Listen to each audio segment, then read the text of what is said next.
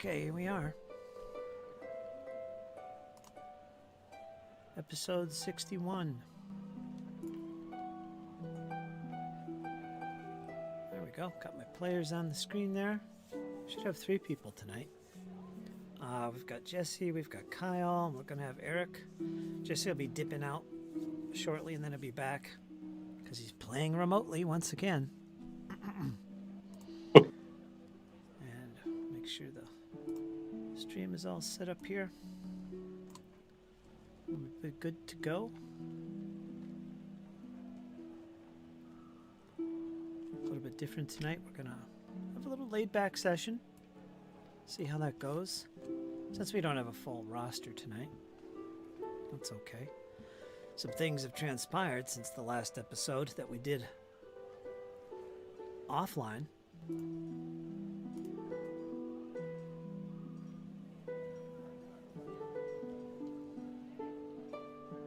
That should be interesting, because the heroes, the companions, are not currently in the gauntlet. When we last left off, they were in the gauntlet. They were heading deeper, but some things happened, and I'll go over that.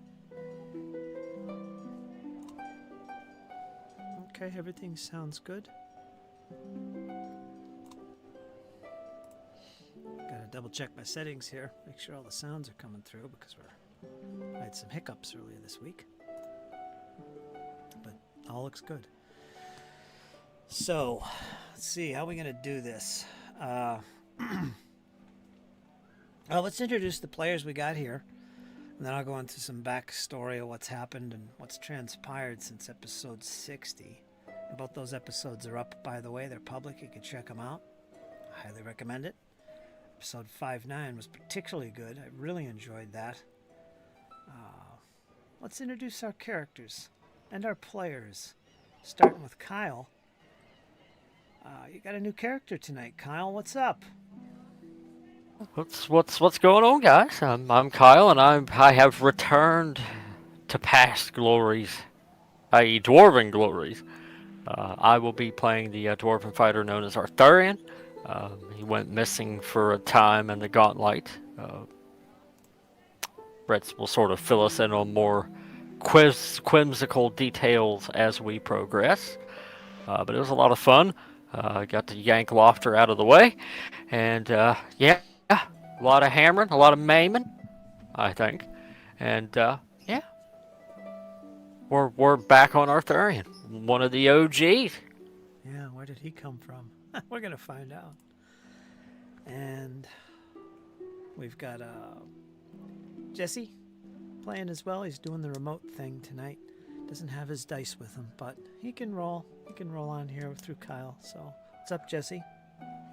Hey, guys. It's been a while since I've been able to do an introduction. Of course, I play Sheppy, the fire sorcerer that has been with the group since the beginning. And as always, he is ready to burn something or get into some trouble. You never know. Mm-hmm. Troublemaking Sheppy, the little goblin. You having fun playing the goblin?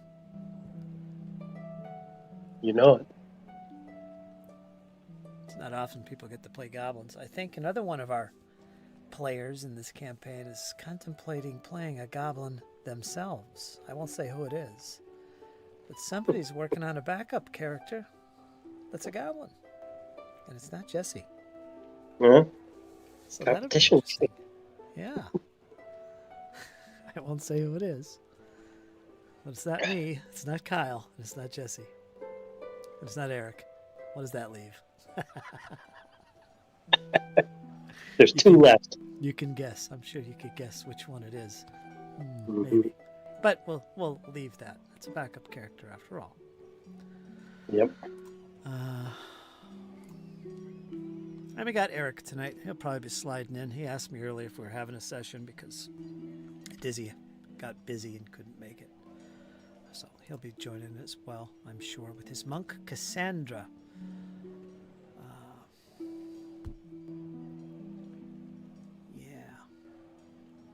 Okay. Now,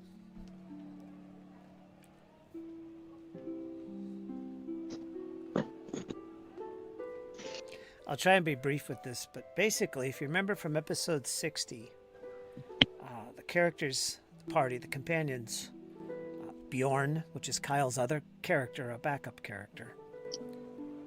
Elise, which is Dizzy's new character, since Agatha has been taken to another storyline.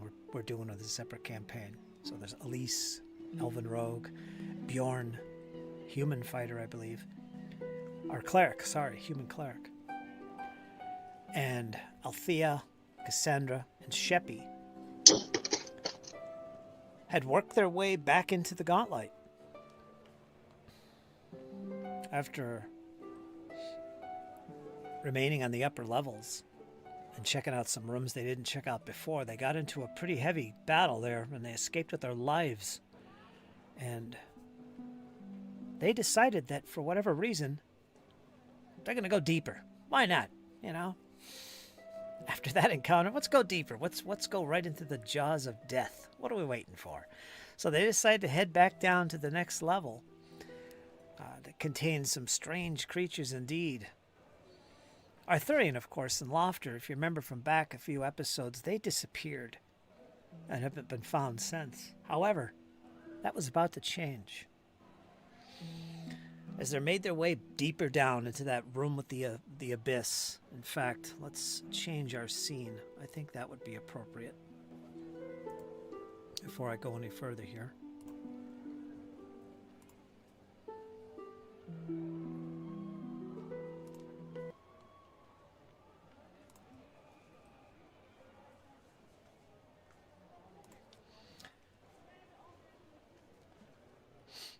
They decided to push on down these great steps. Very wide set of steps that previously was blockaded. They couldn't get down to these steps, nor what lies below them, due to a barrier. Some strange, dark, spirit-like barrier.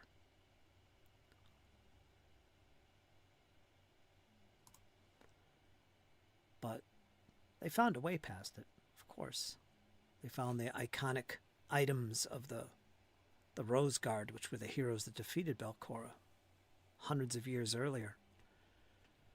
And they laid them on this shrine, and it brought the barrier down, and they were able to go down here and see what's going on.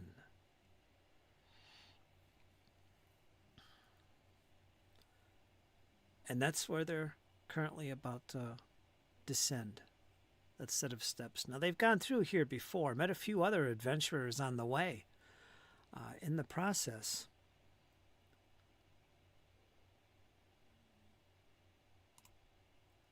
some strange encounters indeed.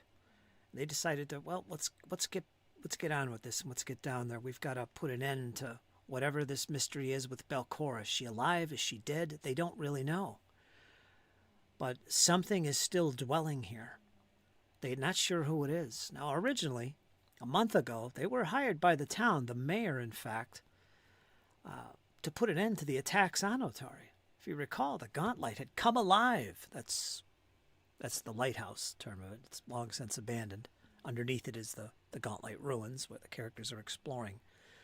It had come alight with this blue light that was shining from the top of the lighthouse. It shouldn't be working.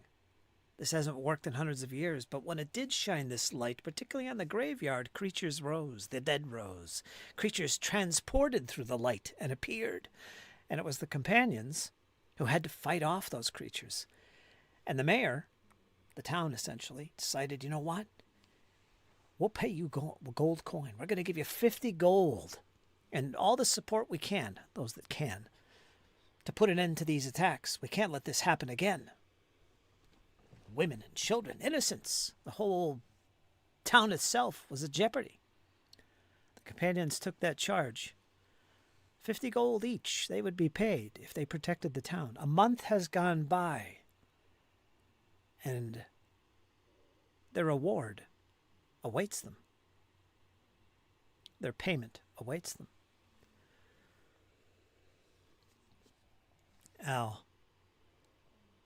Althea, when she got word that, you did your deal, we want to reward you.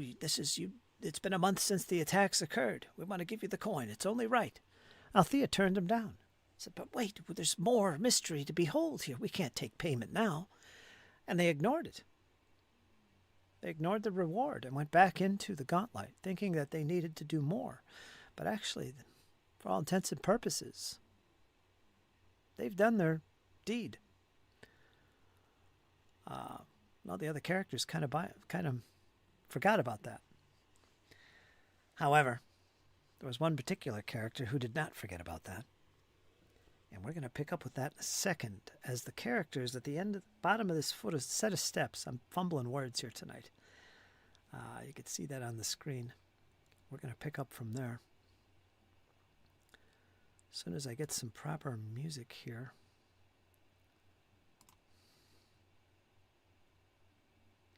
Some ambience.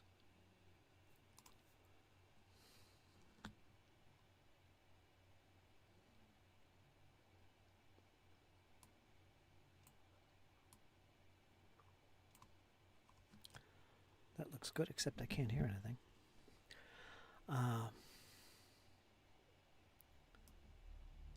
They had once again made their way down these steps. And before them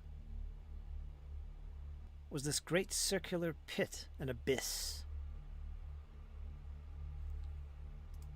Let me bring everybody over here.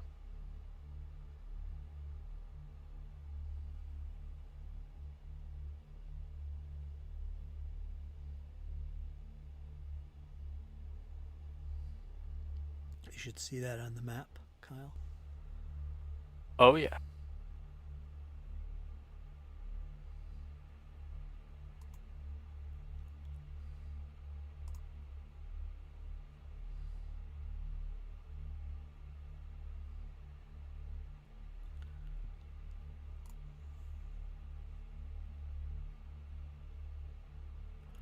And I'll have to describe this because I'm having an issue here. Anyway. Now, Bjorn is the eyes you're seeing through at the moment.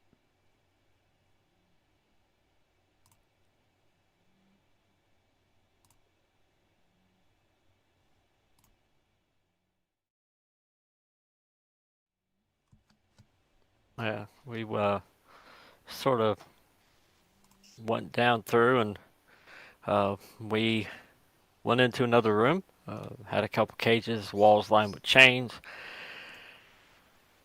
and a nasty bugger awaiting our party of companions, and we had at it. But the dice, unfortunately, was not on our side. Dice So Nice lied to us, and it was there we stumbled upon a elven rogue came out of the shadows behind us, started firing arrows at the creature. I believe she missed wildly. Whether friend or foe, we didn't know at the time.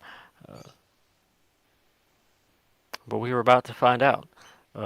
As Althea and Cassandra made an escape through the northern section, out the northern door, while myself, Sheppy, and this newcomer made our escape out the southern door into a sort of dugout sort of trail. It wasn't stone or anything like that. It was just dirt, where Marshall had bit the dust so many years ago. And we I believe Bjorn patched up his wounds, some of the others' wounds, and we all linked back up soon after and had a very long talk. That was at that point we were introduced to Elise, formally and officially, and we decided to continue pushing forward. We've had enough distractions. We're going to proceed, and that was pretty much where we ended it, with us going down a big long corridor and a hallway, presumably down to another level or an upper level or some other secret place. They're about to get real in more Yeah. than one way.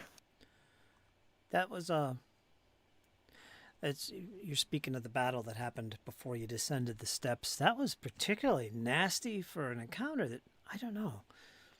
You'd think you'd be able to handle quite well, but you guys got your butts Destroyed, handed to you. demolished. Yeah, I think you fell out of your normal tactics. We had some new characters enter the group here. Like you mentioned, Elise. She was hiding in the shadows watching you guys. You don't know how she found you. You don't really know much about Elise, actually. Of course, until now. But she's decided to join you guys, and you welcomed her in. She's an elf of some descript. Type of a roguish type, maybe? You're not sure what her profession might be, but she seems capable with the bow.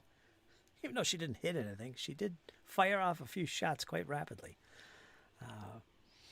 But that was a scary situation you guys were in, and you just made it out by the skin of your teeth. Recovered a little bit, and then decided, well, we're not over yet. We just got here. Let's go down a little bit deeper, a little bit familiar stomping grounds, because you've been exploring we'll just call it level 5, this lower level, for some time now. All kinds of things. And if you remember, you lost your friends. It was late in the evening or whenever it was. You guys were camping out in there. And during the night, while Arthurian was on watch, he woke up Lofter and says, "Don't wake up the others. I hear something. Listen." Cassandra also was awake. I think her shift was next. And all three of you are just listening. You heard some type of sounds, footsteps, mutterings, coming in the distance to the west, down a corridor. And of the three of you, Lofter and Arthurian decided, we're going to go investigate. You stay here, Cassandra, and watch the others. Don't wake the spellcasters. They need their rest. So they weren't awoken. And Arthurian and Lofter disappeared. Nobody knows what happened to them. And I won't go into the details because we did role play that out a little bit.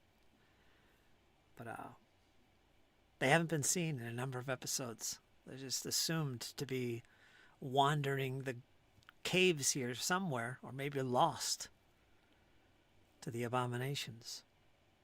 Who's to say? But that happened. And it's at this stage where you've descended the steps to go down deeper with Bjorn and this elven rogue named Elise, Althea, Sheppy, Cassandra. And you decided to keep heading south. Now, this room is quite big. Your very first encounter here, and you're very cautious when you step into this chamber. You remember being ambushed by these slimy, slug-like creatures and a gibbering mouther that came out of the shadows. You remember that, so you're very careful to keep your eyes open. And you made your way around the walkway to this big hole that your eyes don't penetrate, even with light sources you don't see. You finally get to this door in the south. There is a set of steps that go round and go deeper, but you're avoiding those for some reason. Instead, you go through the southern door. And it's in this chamber you see a very long, wide hallway with a balcony. The balcony is about on both sides, east and west, and rises 20 feet from the floor. The stairs in front of you descend about 30 or so feet and come to the actual floor of this hallway, which is about 15, 20 foot wide. You're at the top of the steps.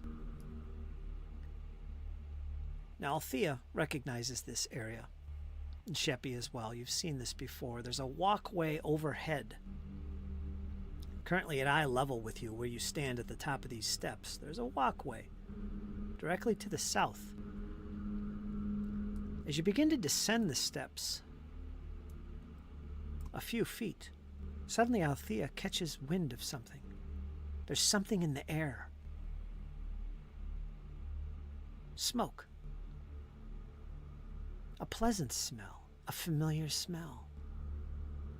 You all smell it at that instant that Althea, Wait, everybody, I smell something. Do you smell that? It's like pipe smoke.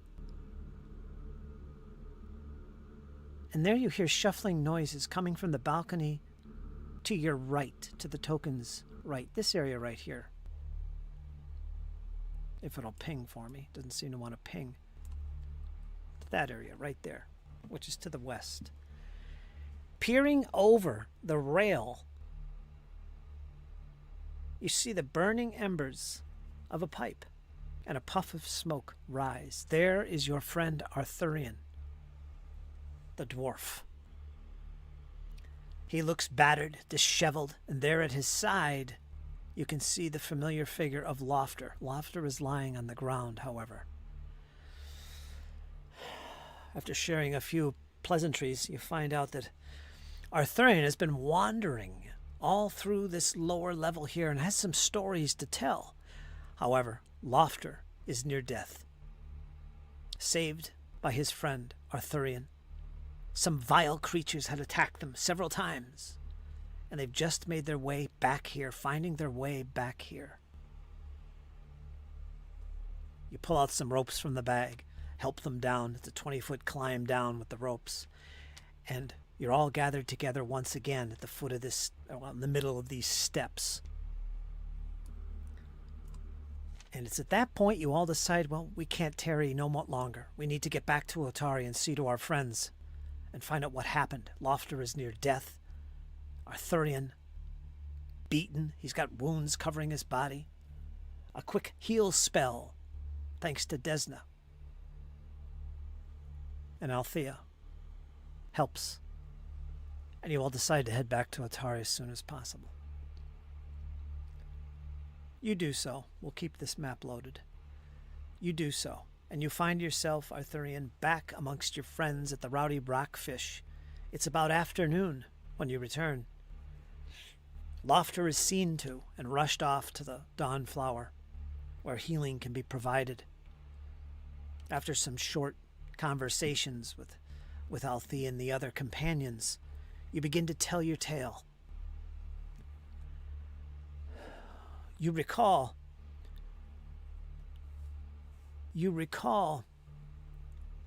the both of you heard sounds of footsteps. You felt as if you were being watched in the darkness. You hid your light sources. Lofter was in complete blindness and darkness, going only by what you say with your dark vision. You guided him. But you felt something was watching you from the shadows, in the distance, never close. You wandered to the south, through some strange hallways. You're not sure where you were. In fact, you couldn't give directions to anyone precisely where you were. You've never been here before, but you recall at one point you found this great arena, which, to guess, it lies to the south from where your friends and you were reunited. Somewhere to the south, perhaps down that long corridor at the foot of the steps. This arena had balconies all surrounding it. It was huge. You couldn't really see clearly what was on the bottom or on the floor of this arena, but it was big, surrounded by balconies, and there was dim lights coming from along the balconies, as if it was still used, or perhaps some magical light was enhancing your vision. You're not sure. But you heard strange rumblings of something sloshing about along the floor of this arena. It was frightening. Too much. You headed back into the darkness, away from this vile place, or whatever it might be. And it was at that point you heard a terrible scream of some vile creature above you. They attacked swiftly. They attacked fast. These screaming creatures, dropping down on both you and Lofter. A battle ensued. Your hammer was out, brazed. You were felling them left and right. You heard a scream behind you. It was Lofter. He had fallen to a knee. His sword was broken. It was a close call, but you saved him from near death from one of these creatures about to strike upon him with nasty claws, dripping with ooze. But it was not over. You decided to escape. At this stage, more were coming. You could hear them in the distance, in the darkness. You headed north up a set of steps until you found a little alcove out of the way within this dark corridor where nothing would see. You'd be out of sight, at least for the moment, and you hid yourselves away. You comforted Lofter, who had taken a grievous wound. You had no way of healing him, outside of some bandages, but to no avail. He was useless to you at this stage as he went unconscious. You fell asleep.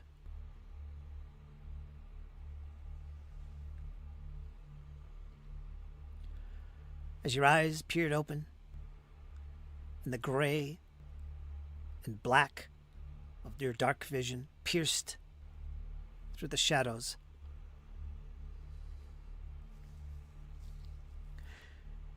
you heard more footsteps. They were distant. Lofter was still unconscious. You would have to carry him. You had to find safety. You picked up his body, throw him up on your shoulder, one hand on your hammer, the other hand on his waist.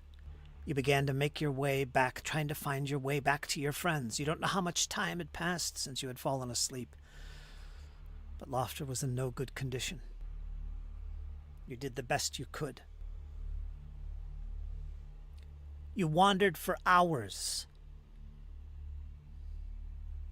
until once again you found something familiar, that wide corridor with balconies. But before you can reach that, you heard voices coming from the north once again, inviting voices. Your interest was piqued. You set Lofter down temporarily and made your way to the south to investigate. You found another chamber, a door that had been opened where previously, you remember, this was locked. We come through here before, surely. And you did so. You came to the door and you peered inside. And I see it, Eric. And as you entered the chamber and stared into this dark room, you felt a very unsettling gaze upon you. You heard those voices, those mutterings. And within seconds, suddenly, things began to animate in this room. Chairs, tables, plates, spoons, knives, they all began to rise from the floor from where they were scattered about previous. They began to swirl about as if some invisible tornado was raising them into the air before you. Not one, but two of them on each side, the left and the right. It was very unsettling. And as these swirled about in this chamber, you heard voices arguing, coming from these sources of whirling air. You weren't sure what to make of it, but you were full of terror. You heard another voice once again. It was coming from a doorway, exiting this chamber. You got fearful. You ran towards the door as opposed to the exit. You went to the door in hopes that you could find someone that could help us while these whirling things were in the air and distracting you. You made your way to this door.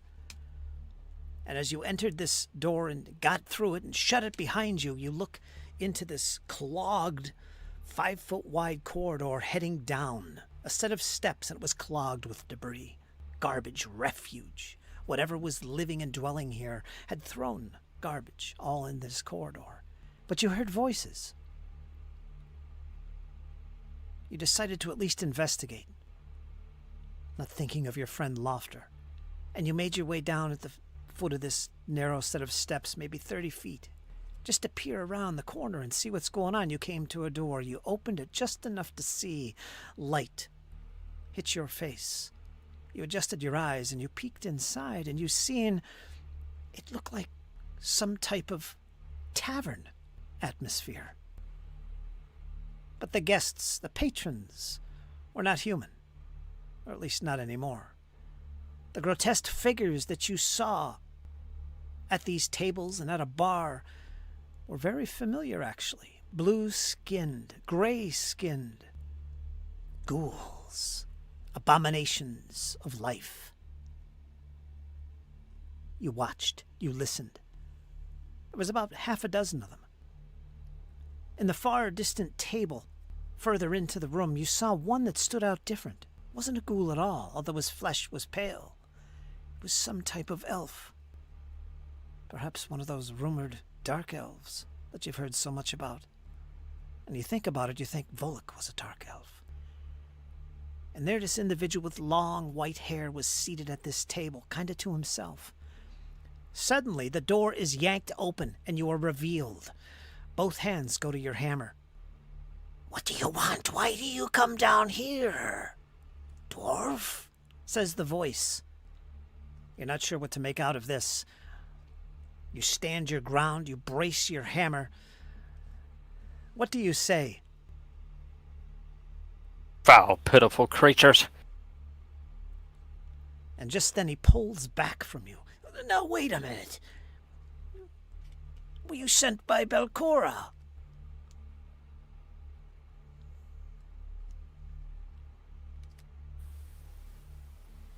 Yeah, Arthur is just sort of puzzling. His thoughts are racing, but yeah, he would sort of play the part. He's more interested in getting back to Lofter and avoiding this scene. Although he feels fully capable, like he could take him. But with his strength all but spent, he had no choice but to play the part.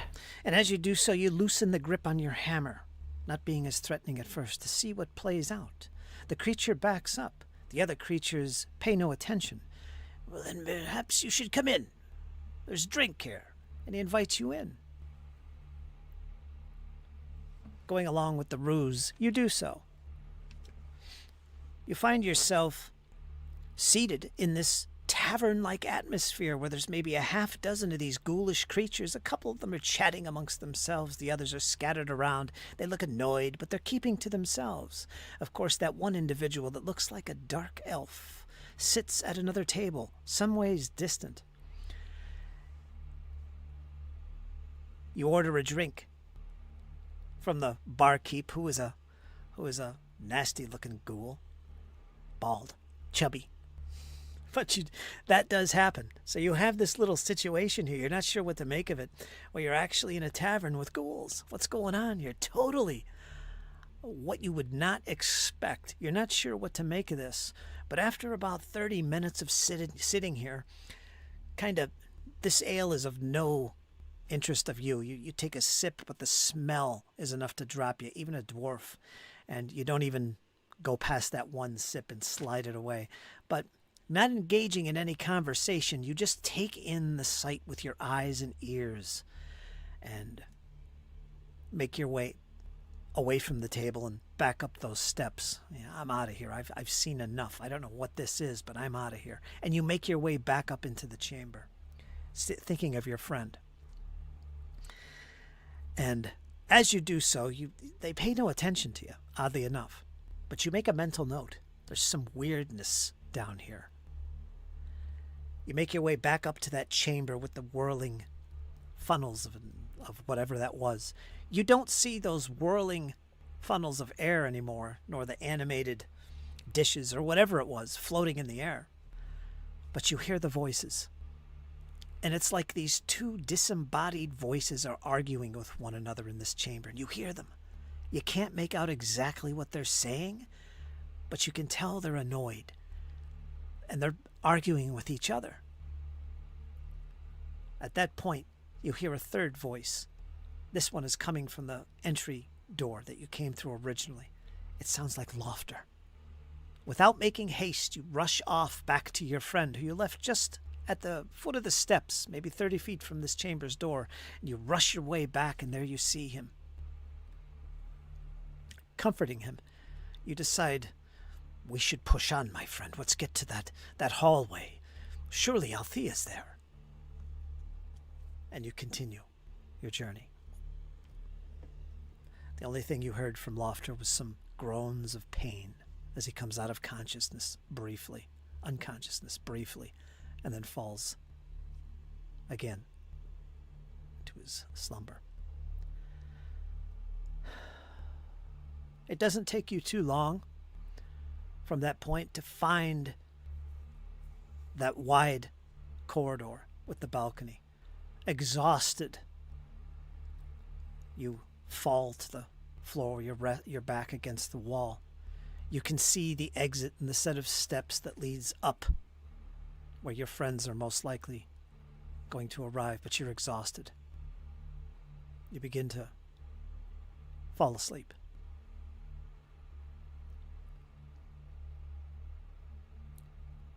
Waking up once again. Not too much time must have gone by. You reach into your backpack and you pull out your pipe and light it. The last of your smoking weed. You light it up. And you begin puffing away in this darkness. Maybe 15 minutes go by when you hear footsteps. You hear the movement of a door moving to your left. The door that leads to this wide corridor opens. You see a magical light fill the area. You see your friends. And some strangers as well. A tall warrior.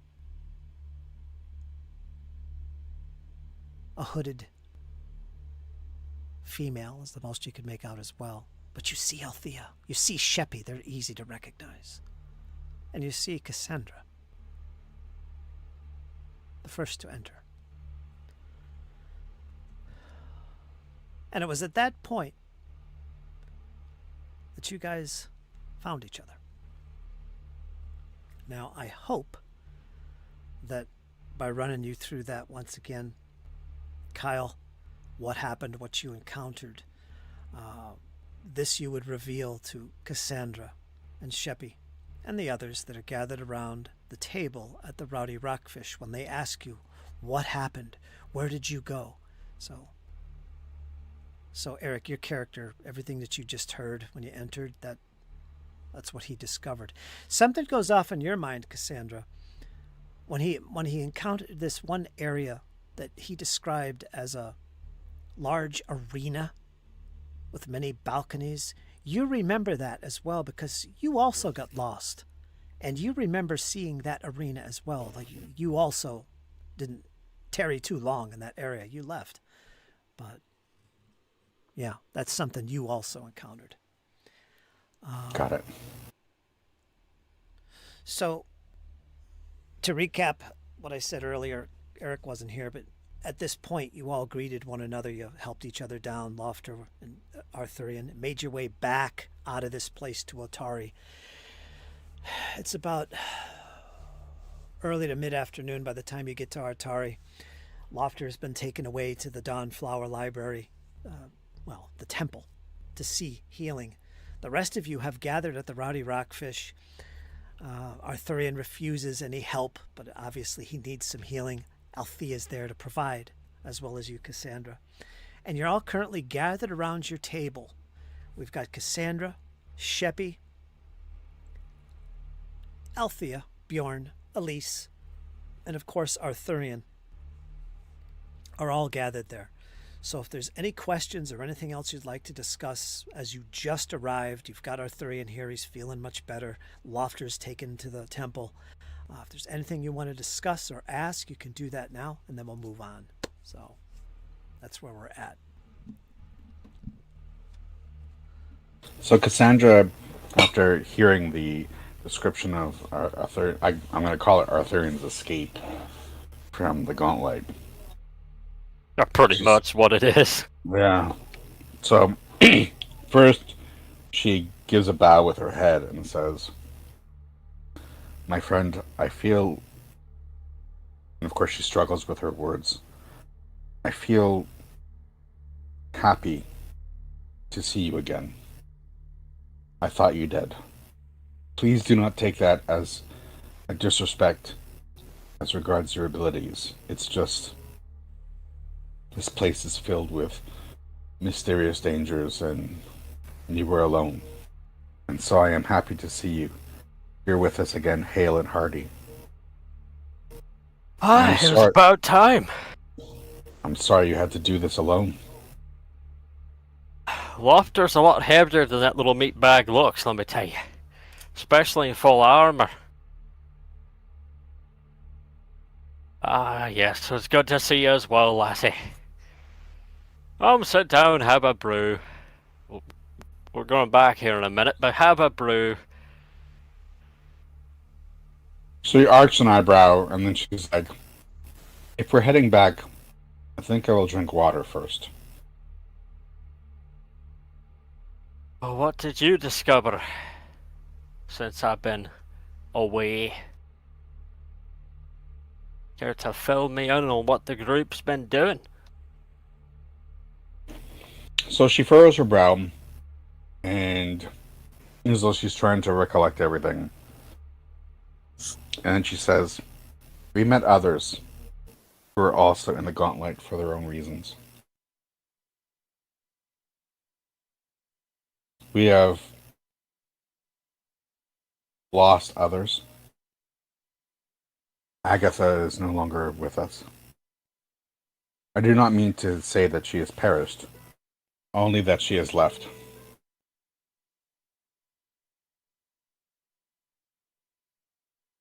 There are soldiers who have come in. We helped them when we found them. We helped them escape to the surface. And where There are are they dead. gone? I believe they are in Otari somewhere. Once we got them out of the gauntlet, I felt that they had their own paths to forge. There are dangerous creatures in here, Arthurian. Again, I'm very pleased and happy to see that you've made it out alive. Aye, likewise, lassie, likewise. I've seen quite a few disturbing things in that fetid place. Seen an arena. It's like they're training for something. I doubt Belcora just kills for sport. Now that's not the worst of it. Arthurian takes a big long drink of his ale. Well, I packed Lofter out that last time. I found a tavern of sorts.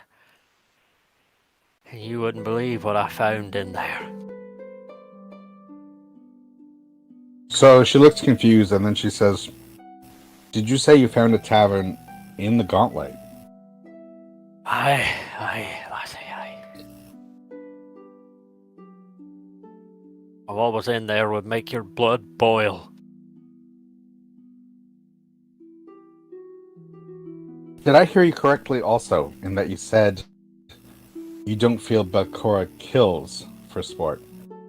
So are we now really saying that Belcora is still behind this? Despite supposing to have died many years ago? I don't figure it wouldn't be too much of a stretch, but that's not what I found. When that tavern door was yanked open, lassie, I found a heap of ghouls in there drinking, and a dark elf lad drinking as well. I didn't ask too many questions. I had to play the part to get back to Lofter. His wounds were severe. We'll have to check on him as well before we go. But that's not what puzzles me now. The ghoul that ripped the door open asked if I served Belcora. So either there's an imitation, or some lady crawled out the grave after 500 years of taking a dirt nap and is now wanting to pick a fight. Well, I'll tell you right now, lassie, she got one coming. This dwarf's in it till it's over now. I'll be damned if I'm running from this brat any further. It's time we take the fight to them. Cassandra smiles and says, I will be beside you for as long as this fight is yours, my friend. Aye, but I need to get a bigger hammer before we go down there. We got some big nasty buggers in need of a good hammering. And by gravy, we're gonna give it to 'em. Now, we did actually roleplay some of this in Discord, so there was some stuff that occurred that was out of done offline. I think I kind of covered it all, and One of the things was Tamira was asking you some questions as well. She's there. I failed to mention. She's, of course, the cleric of Saren Ray. She's been busy at the Dawnflower, but she's joined you in the past.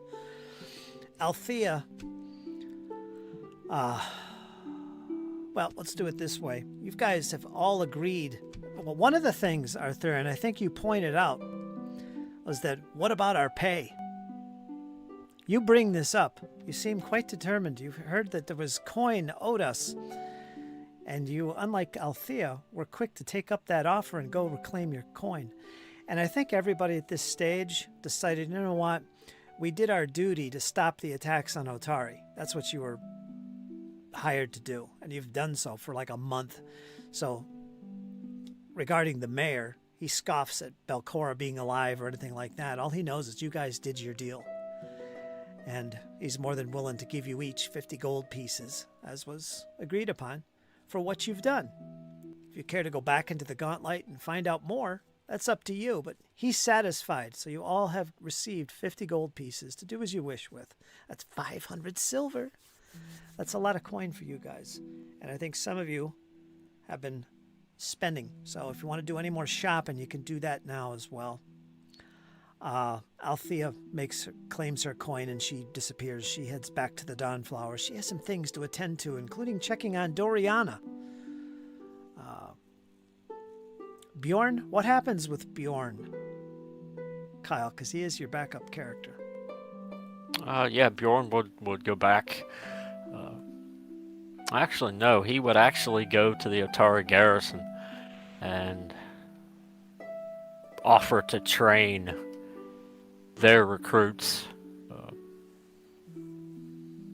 sort of like a liaison position between the Dawnflower and the garrison. Okay, we can work something out behind the scenes with him. Okay. Elise. Because he's seen the horrors in the Gauntlet, and he knows the Otari Guard is not ready should another attack come. Right. There's more at stake here than just protecting the village. Elise mysteriously has disappeared after arriving at the Rockfish. Nowhere to be found. She was the newest to enter this little fray. You found her in the Gauntlet, of course. So she's disappeared as well. Arthur and you don't have no clue who these people are. But you do Sheppy, Tamira, Cassandra. And that's who's currently gathered around here. By the way, Jesse was here earlier. He's playing remotely. He'll be joining in a few minutes once again. So there is that. But the rest of you have gathered at the Rowdy Rockfish, and it's from here. If you want to do anything else in town, you've got some time. You've collected some coins. I'm going to forward the clock a little bit. It's getting closer to dusk at this stage. If there's anything outside of the Gauntlet you want to take care of, you can do that now. So it's the four of you. Arthurian, Cassandra, Sheppy, and Tamira. Arthurian's going to look to Cassandra, noticing the bag of silver on the table. What do you intend to get for yourself, lassie? So she furrows her brow, and she says, there are things in the Gauntlet that I do not hit them hard enough. My hand wraps, and she shows you the hand wraps, are already slightly enchanted. If I just save a little bit more, I do believe I can get them enchanted even more. I will not be spending anything until I can afford this. I'm in too great a danger of letting other people down. I will not have it. Well, I got an interesting question for you. You say that you're not hitting them hard enough. Have you ever considered like a pair of knuckle dusters? Knuckle dusters? Aye, brass knuckles, lassie. So I put metal on my hands? Alright. That does not sound like it would work with my form. Makes you hit harder there. You can still use your fingers. Okay, out of character, I have no idea if this is something that works in Pathfinder, so... What are they called? We'll look them up in the items. What are they Knuckle called? dusters. Knuckle dusters? I've Go always to- just known them as brass knuckles. Yeah, if you go to the compendium directory, that's the one all the way to the right next to the cog. It's your compendium. Search in there because I don't have any items loaded in Foundry. Just put brass Okay. knuckles. No, they only do 1d4. No, they wouldn't help. So she just sort of looks confused at the question and then is just... I also kick, and I do not think I can put brass on the heel of my foot. But I thank you for your suggestion. I don't think an armored heel would get you very far, except for give away your position. Well, if you wanna look for something enchanted like this that's common, a good source you've heard is possibly Odd Stories, which is what's his name? What's his name? Mildebrandt? I can't think. Morkel of his name. blunt? I can't think of the name. Mordeblint. That's it. Mordeblint. Basically, Farley Tell's old boss, possibly teacher. He's on the north side of town. You could check with him. Because the first thing you need is a formula. Unless you hire somebody to do the enchanting for you, or you find the item already enchanted. I know what you're looking for. You're looking for that striking rune. You'll have to find another way of doing it. So I talked about this Discord. If you read it or not, it's all there, how it works mechanically. But you can find access to it. The first thing is a formula. The next thing would be finding somebody with the arcane crafting feat. I don't know who that is. The people who could do it, they wouldn't already have the formula. It's a common rune. In Otari, Yeah. you're going to have to find it. You couldn't find it. There's no magical shops other than possibly maybe Rin Savixi, although she's more into the oddities type of thing. But Mordeblint would be the place. He keeps things like that. Old scrolls and probably formulas of the arcane type. And if you could get one, they're not too expensive, but you would have to buy it if you don't have it already. And then you have the formula. All you got to do is find somebody to actually do the crafting if you can't yourself. Again, it takes the arcane crafting feat. The item would be hard to find in Otari. I mean, just the item. I mean, what is it that you wanted? Not the Striking rune. rune, it's a level 4 item. What level On is what? Atari? What did you want to put it on? Oh, my hand wraps. Yeah, your hand wraps. To find hand wraps of striking would probably be but I quite don't- challenging. I don't need to find hand wraps of striking. They can transfer a rune. Yes. Anything I find a rune on, they can just transfer it to my hand wraps. Yes, and do you know how transferring runes works? Pretty much the I same do. way as putting a rune on an item, which is what you're trying to do. If you find the rune, you're all set, but you haven't found the rune. So the only thing you have to do is find the formula for the rune. And then you could put that rune on anything you want.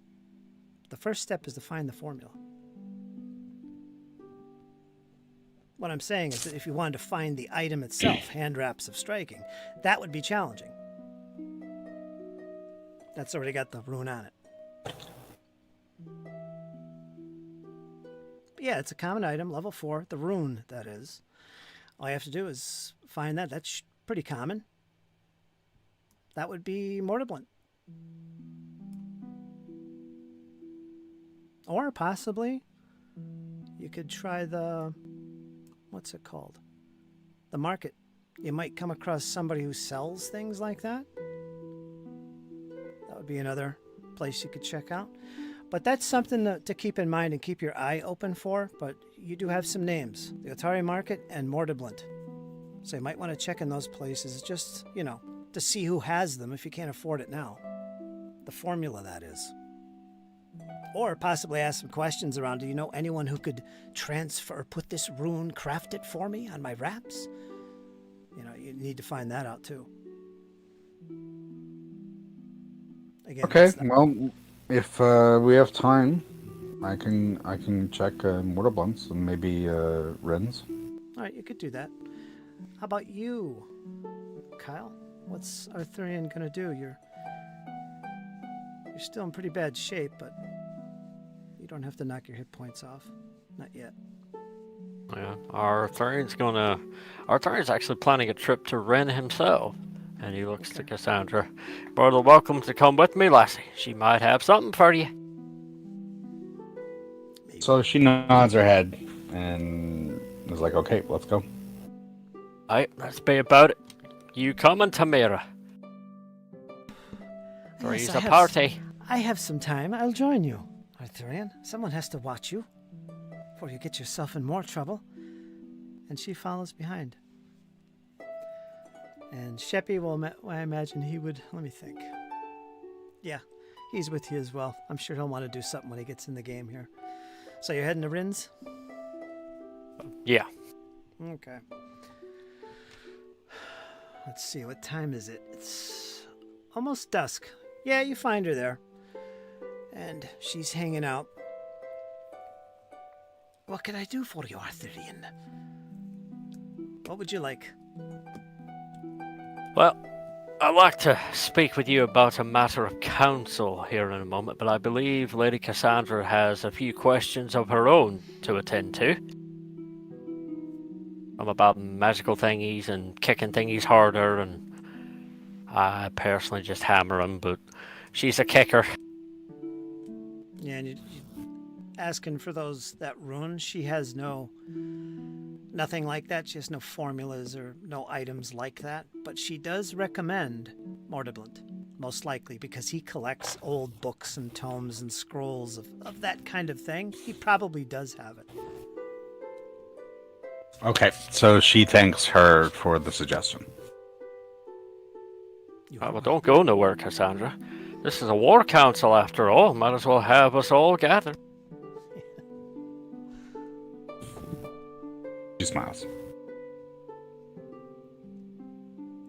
And Arthurian's going to look to Ren and sort of pace around the entry foyer. The mayor believes the threat of the Gauntlet to be over. Belcora's assault has ceased, at least in his mind. He's wrong. Very wrong, Ren. We may have stopped the attacks, but this fight for the Gauntlet and this stopping Belcora is going to be a whole different ball game entirely now. She agrees. She's definitely concerned. Now, the glow that she hasn't seen as of late. But after you describe to her all these things that are going on, something else is going on there besides just the light coming alive and shooting monsters at you. There's something deep below that that's very concerning. She's very concerned. So she agrees with you. Whatever help you could continue providing for the town and its well-being, please do so, Arthurian. There is very little we have in defense of this place if Belcora still lives. Her vengeance would be strong and powerful on us. I fear for my own life and everyone that dwells here. Aye, the city stands little chance. And then Arthurian's gonna look to Cassandra and Tamira and Sheppy. The job might be over in the eyes of the mayor, but in our own eyes, this is just beginning. I'd like to hear your thoughts on the subject. Based on what you've said you've encountered, it seems obvious that the greater dangers lie below. And then, it's only a matter of time before they come to the surface. Do you think she still lives, Arthurian? I do, Ren, I do. Something. The latest piece of evidence would suggest it. Servants of the enemy called Belcora by name. Why else would they call their master a name if it wasn't her? That's true. Funny, you did actually, you remember seeing not you, Arthurian, but you remember seeing what was possibly the ghost of Belcora. I think Althea pointed that out. You've seen images of the dark elf. It was a ghost, which means she's probably dead. So what's that about? If she is alive, how is she a ghost? So it must be something else. Maybe her spirit is rising. Indeed. Strange. But Arthurian's going to look to Sheppy and Tamira for their responses. And I was paying particularly attention. Sheppy. I'm not sure what you're talking about. No, you weren't. The mayor paid us for our efforts in securing the gauntlet. He believes the assaults are over. I do not. Well, they definitely are not over, but maybe a little safer. But like Cassandra pointed out, it's only a matter of time until the lower levels become the upper levels again. I'm asking for your commitment, Sheppy, to go down as far as it goes and put this bitch to rest once and for all. Well, I got a fireball with her name on it, whether she's solid or a ghost or whatever she is. I will burn her eventually. By the way, Jesse, you just got your payment of 50 gold pieces for protecting Otari for a good month. Gotcha. So you do have that on your sheet. You can use that to buy whatever you need. Did we talk about more payment for more work there, or what? No, No, this one is on our own.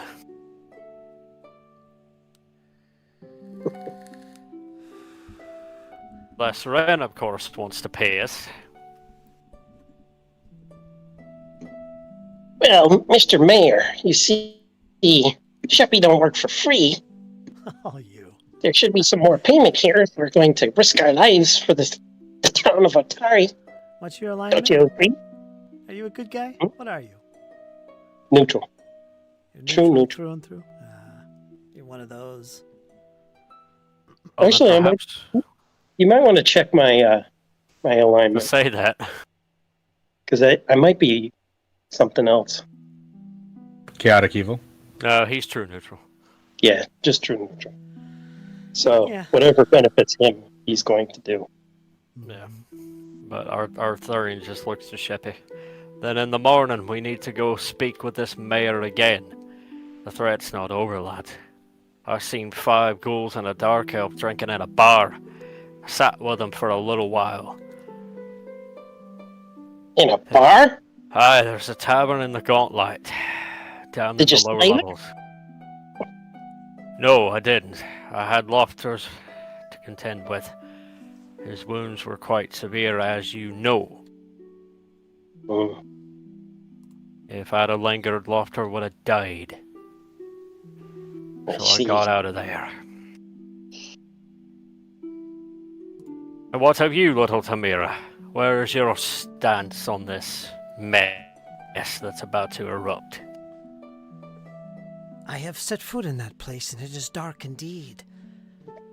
My goal is to defeat whatever lies within there. If you need my sword, I am here to provide it. And the power of Seren Ray will watch over all of us. And she grasps at her symbol of the sun near her breast and her armor. I shall join you. Now, Ren.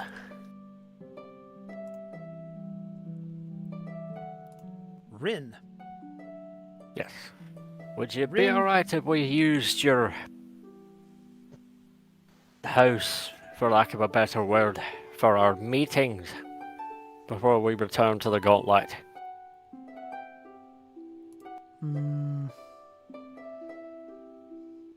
Yeah, she'd be in for that.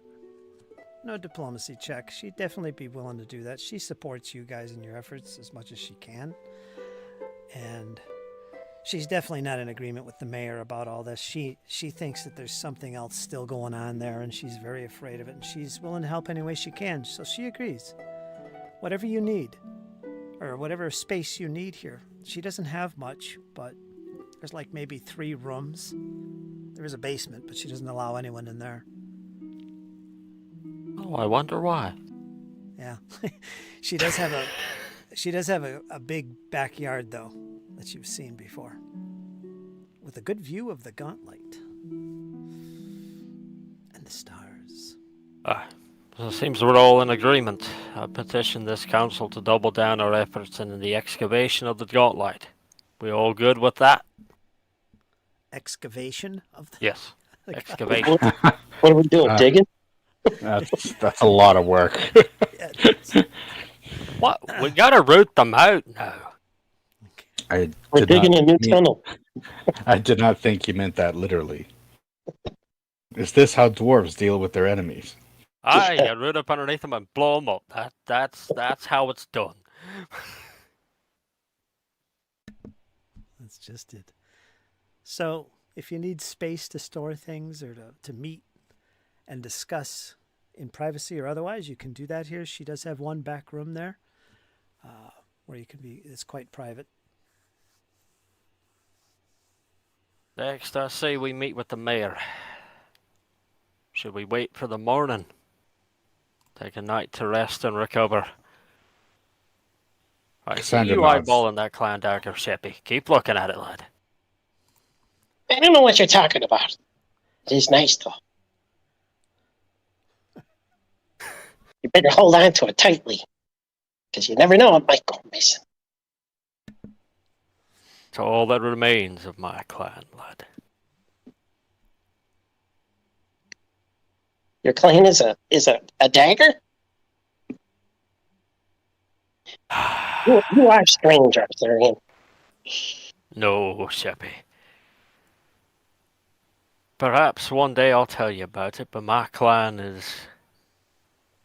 It's no a bunch of more. daggers. No more. Sheppy has no one either. So, Oh, he We got got us something. companions. yes. Sounds good. Sounds good. Only as strong as the family we can make. So, we reconvene at the mayor's office. First light. Sound good to everyone? I thank you for your time, Miss Wren. It's good to see you.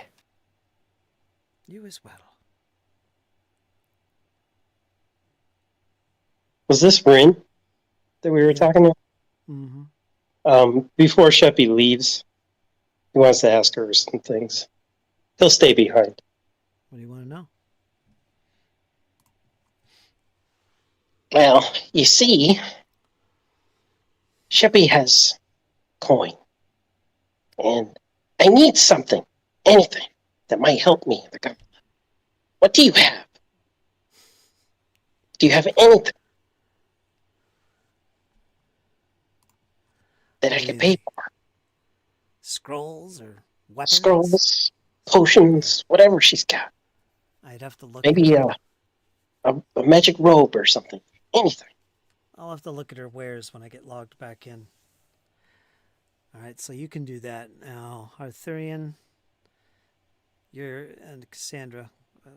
It's getting kind of late. It's getting towards dark by the time you leave there. If you want to check on Mortiblins, you can do so, Cassandra. I don't know if you've been there yet. I think you were looking for the iconic items. Yeah. You could take care of that. You're eyeing up that rune. Okay, if it's not too late, then yeah, she would go. Jesse, out of curiosity, your character doesn't have a rune stone, does he? I have a wayfinder, but Oh, I don't have the wayfinder. rune stone to power it. Just curious. So if she had one of those, that'd be great. Mm-hmm. Might want to get word out amongst the underground there, Sheppy, that Cassandra's looking for a striking rune for her gauntlets, her hand wraps. I will. Anything else, Arthurian? Oh, no, Arthur's just going to retire back to the Rowdy Rockfish and take his rest for the night. Okay. Getting kind of late for shopping, but still, you've got time before you go in the morning if you want to do any shopping, Jesse, for your character. You could do that, but I'll get to you and Rin in a second here. Let's see what she's got, really. That could help. Do you have anything specifically in mind, Jesse, or just whatever can help? Yeah, whatever she's got. I'm looking for things like magical staffs, scrolls, that kind of thing. Common things. Well, here's what she offers. She's got Any some rooms? So, let me read what she's got. She offers some adventuring gear, not everything. A lot of eclectic bric-a-brac, magic items, non-ammunition consumable items specifically, and held items, staves, wands, and worn items. So you might have a chance of finding some common magic items, a chance of finding something there. And of course, her fortune telling and limited spell casting. That's specifically what she has. Plus, you get a discount because she supports you. Right. So I'll tell you what.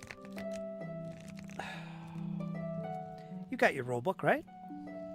Not you here. don't. You're at work. Oh, jeez. So you have no access.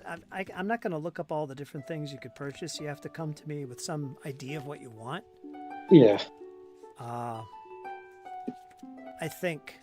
She doesn't have a specific list in the adventure. Who, Rin? Yeah. No.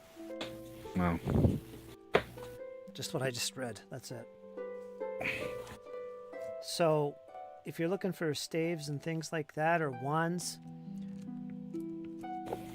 unless I can't use a wand. Yeah. You can't use a wand? Sorcerers, I don't think, can use wands. I don't know why not. Yeah. Might want to look that one up. But I think I remember I couldn't use it. Maybe I can.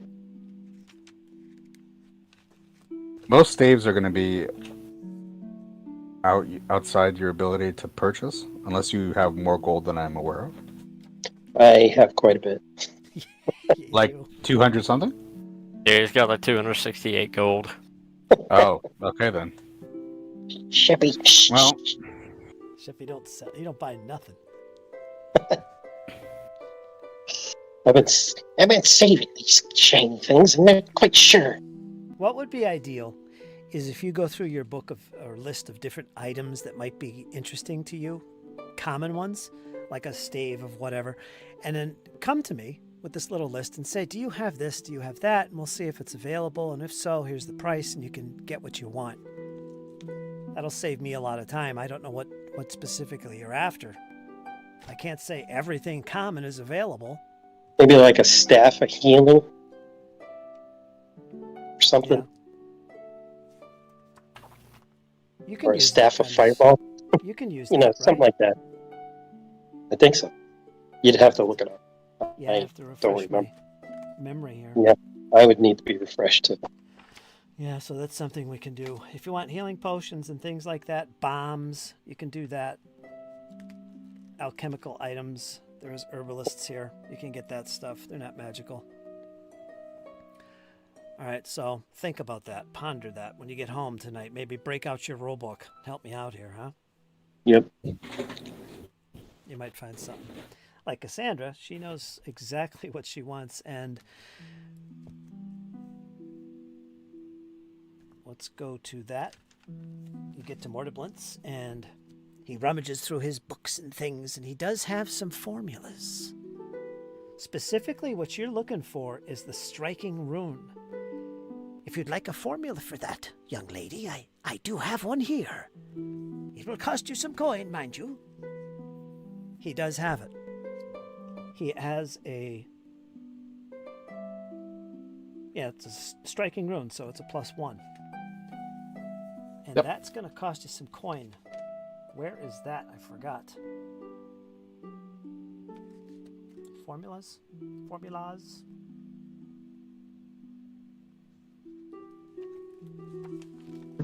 I think it was like 4 or something. A level, let's see, it's Level 4. Level 4 is going to cost you 5 gold pieces for the formulas. That's the price of the formula. So if you want to, he doesn't support you, so no discount. So if you want to cough up 5 gold, it's yours. You can have that formula.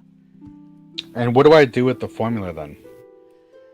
Well, let's see. Once you have it, you're ready to start crafting. And if you don't have the arcane crafting feat, which is typically something like a wizard or spellcaster would have, if you don't have it, then you're going to have to find somebody who does. Now, I don't know if Althea has it. I sort of Far- doubt Althea has Arcana. Yeah, I'd have to look around to see who has the potential to use this. It could be Rin. Maybe? I don't think she does. But that's the next step. I'm sure you could find somebody. Isn't the rune of striking put on a weapon? Mm-hmm. Except for monks are weapons, Chippy. Though they can be put on their hand wraps of money blows. Yeah, there you go. So did you buy it? It's just because I don't know if it's... He only has the formula. He doesn't have like a rune himself. Yeah, exactly.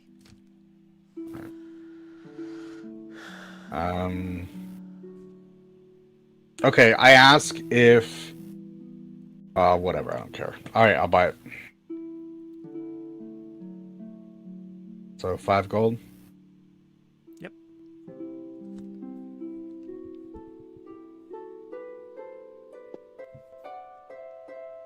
Ah, okay. Reading up on Mordeblund here.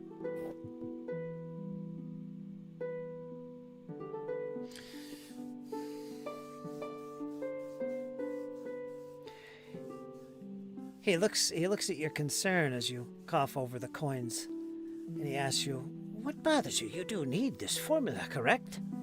Perhaps you I need do. more services, indeed." He I- offers you.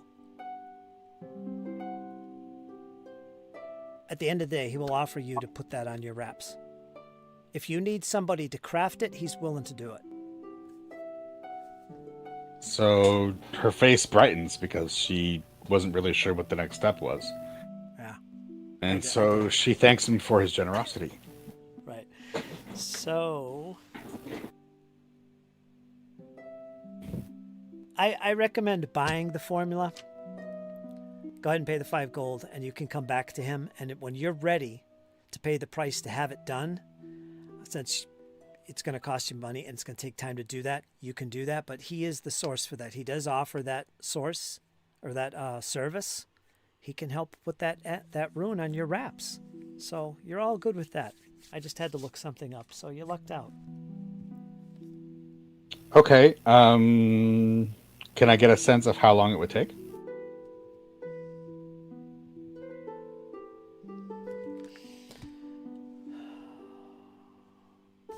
Yeah, we'd have to look it up and read.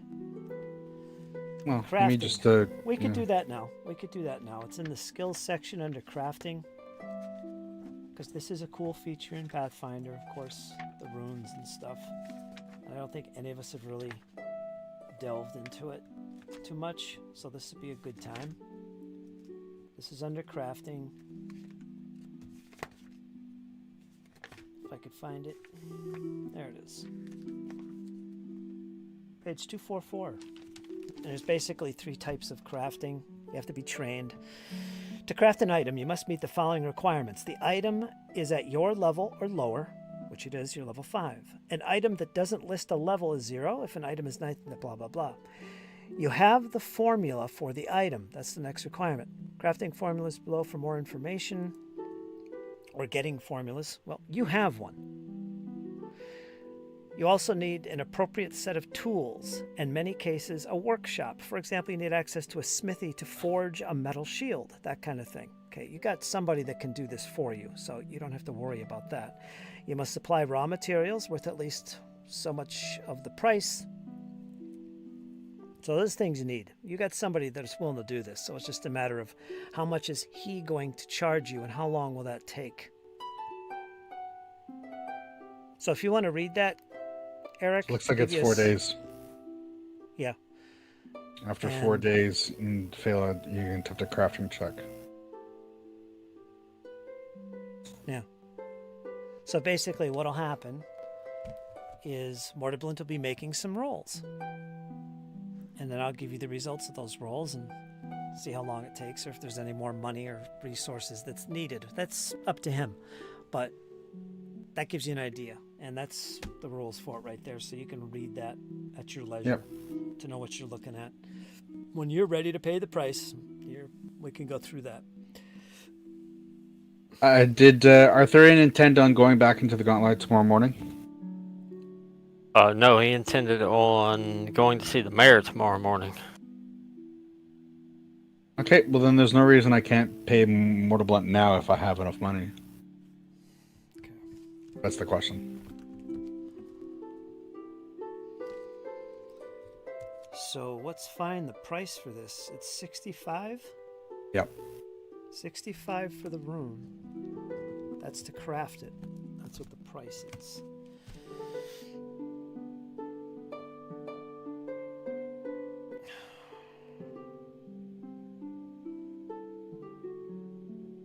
Based on its level, blah, blah, blah. Rarity.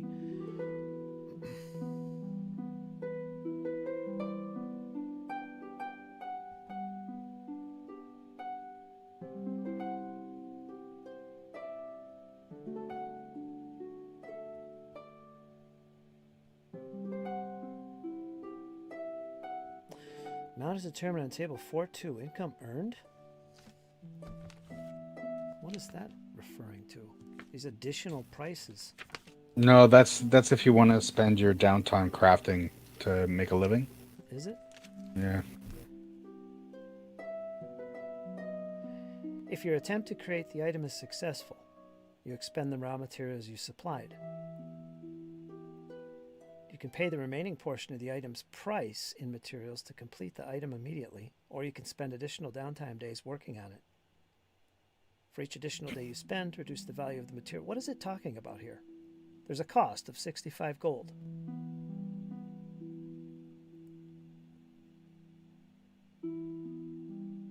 Based on your proficiency rank in crafting and using your own level instead of the task level.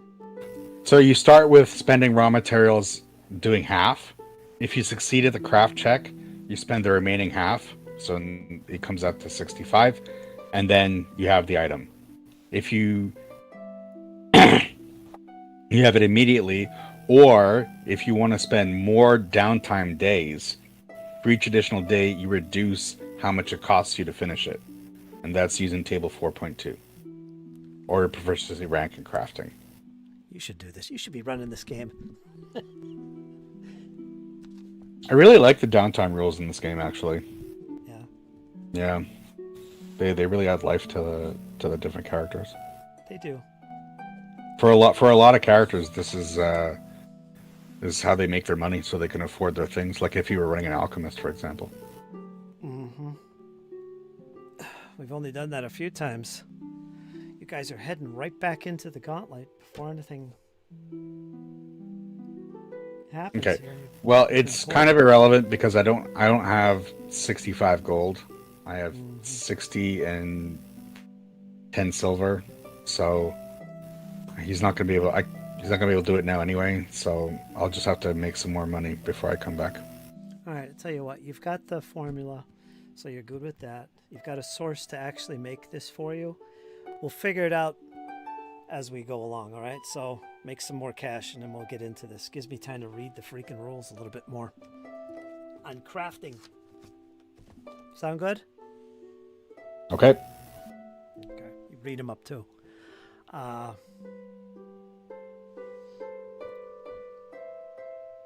me close this. Jesse, was there anything you wanted to do before we go to the next day? Uh, Besides buy things? I guess I'll have to look that up when I get home. So I'm good. Yeah. So do I. What about you, Arthurian? The next day is coming. I guess we'll zip forward a day. Oh, yeah, Arthur, he's just drinking in the tavern.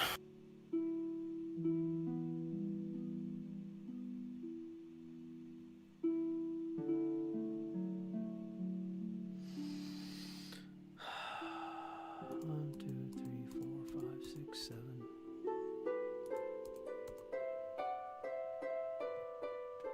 Whoops.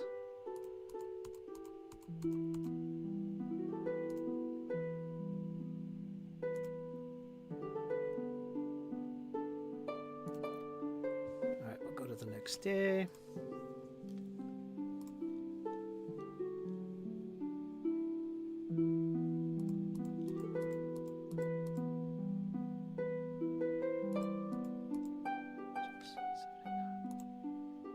Alright. Unless you want to get up real early, it's about 3 hours past sunrise the next day. Gosrin the Second, or Gosrin the Second. Alright, so you guys are up and awake. Elise is nowhere to be found. She must be staying somewhere else.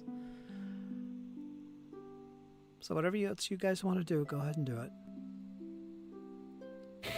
What's on your mind, Arthurian? Yeah, Arthurian would come slowly, sort of stomping down the stairs of the Rockfish to meet everybody. Top of the morning to you. Good morning, Arthurian. Did you find what you was looking for? She sort of bobs her head a little bit back and forth, and after a fashion, yes. Oh, well, that is good news, at least. Arthurian pulls out a extremely large warhammer. Look at my new toy, lassie. Impressive. People who will be hit by that will stay down. Ah, but it's also particularly useful against fortifications. Walls, doors, shields, helmets. Arthurian, the Door Slayer. Don't Aye. mess with Hey, you never know when you need to batter one down in a hurry. Yes, you've killed many doors in your time. Aye, and the one that I still couldn't do haunts me every night. Regrettably so. So, shall we go meet the mayor and then perhaps the job board while we're waiting on the others to finish doing their thing around town? Maybe hit a job. Make some extra coin, possibly. Cassandra's eyes brighten at the prospect and agrees. More shinies. Let's go. Tamira jumps in. She says, I thought we were heading to the Godlight. I'm all ready to go. She grabs at her scimitar. How long do we delay? So we can get everyone back together, lassie. The others, I have no doubt, have their own important pressing matters to attend to. All right, let me throw this in there right now. Is your intention, Kyle, to stay in Otari until all the players are together? I'm talking to you as a player. Because I'm ready for you guys to go back into the Gauntlet. And let's go back to the Gauntlet. Don't worry about Althea. I got confused because you told me, before that I thought you weren't ready to go back to the Gauntlet. But if you're ready for us to go back to the Gauntlet, then let's go meet with the mayor, then go back to the Gauntlet. Let's get it. Yeah, that would be my fault if I said that. No, she will not be joining the party tonight. So if you do want to go in, it'll be Sheppy, Tamira, Arthurian, who should be called Maury, and Cassandra. So the four of you, if you want to head in, you can do that. Don't worry about Althea and Elise at this stage. They will join you when they arrive as players. What you think, lads? Let's go. I don't mind. All right. Yeah. Just be careful, Arthurian. Okay. Careful's me middle name. So yeah, meet the mayor, then off to Atari. Well, yeah, the gauntlet. All right. So Tamir's going to remain behind until you rejoin together and head off to the gauntlet. After Arthurian says "Careful's me middle name," the two of them walk off, and Cassandra stays back a step or two, and she mutters under her breath, "You never use your middle name." No, you didn't hear it. She muttered under her breath.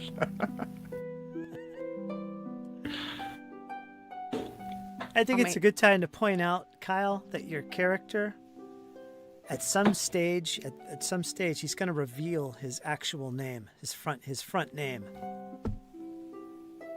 That's kind of what I was trying to do, but she muttered it. Yeah. All right. So, however you want to do that, go ahead and do that. But you're going to be using Maury from that point on. Yeah, but as sort of the group begins to walk, Arthurian just sort of stops and sort of lets everybody go around him. Ah, damn it. Hold up a moment there, Chappy and Cassandra. There's one last little secret I have to reveal to you before we go back in. What is it? You're gonna give me your clan dagger? No. But you do realize, Sheppy, that Arthurian is not my name. What? And who are you? I picked up the name Arthurian off a proud human that was a friend to my clan. He died hunting dragons. Poor bugger. Didn't look up. Smart man. Stupid hunter. Whenever I went to wandering around, I took his name. My real name's Maury. Maury. Alright. Hmm. So you stole some guy's name, and your real name is Maury? Aye. Oh, okay. What was wrong with your name?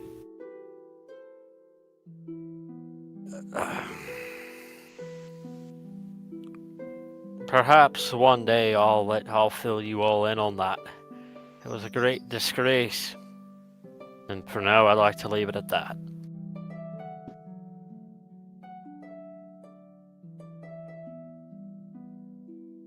So, Cassandra just nods, understanding that you'll share in when you feel it's time to do so.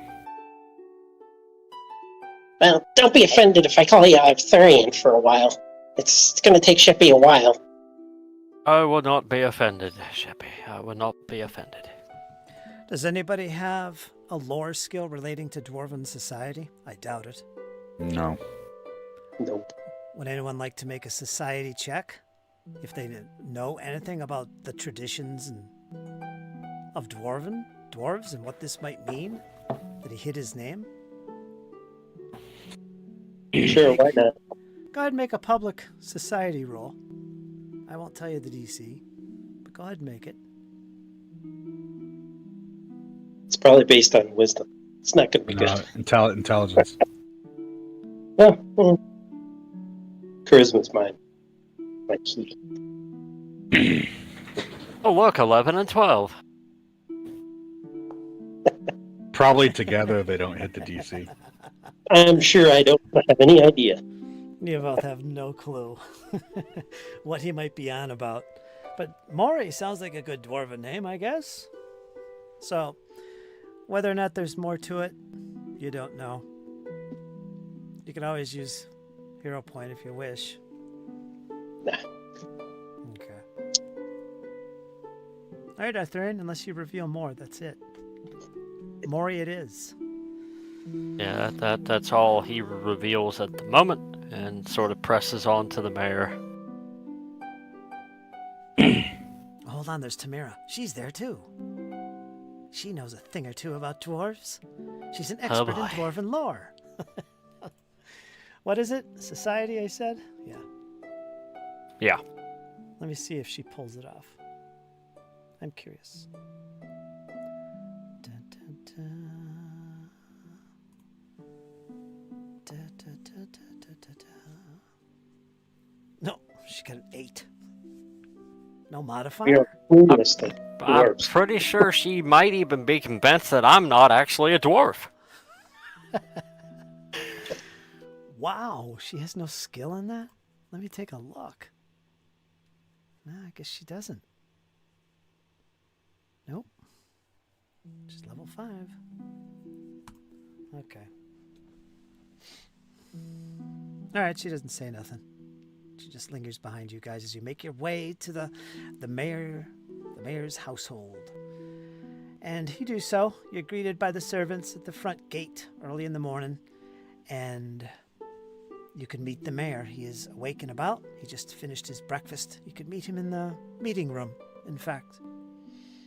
What would you like to know? Yeah, Arthurian's gonna sort of storm into the mayor's meeting area, sort of like a dwarf on a mission. Ah, okay. Mayor Menemes, top of the morning to you. Why do you come in so roughly? What is this disturbance? You were paid, I am sure. And he looks towards one of the servants who nods his head. Yes, you were paid. Oh, I was paid, but the job's not done. What do you mean the job's not done? You did your charge. It was to keep us safe, and you've done well. If you wish to continue that, you may do so, although I cannot offer more money at this point. Not The till there's proof threats are that there's more mounting. attacks. There's a dark elf in the gauntlet, and a host of ghouls on a training ground and an armada below.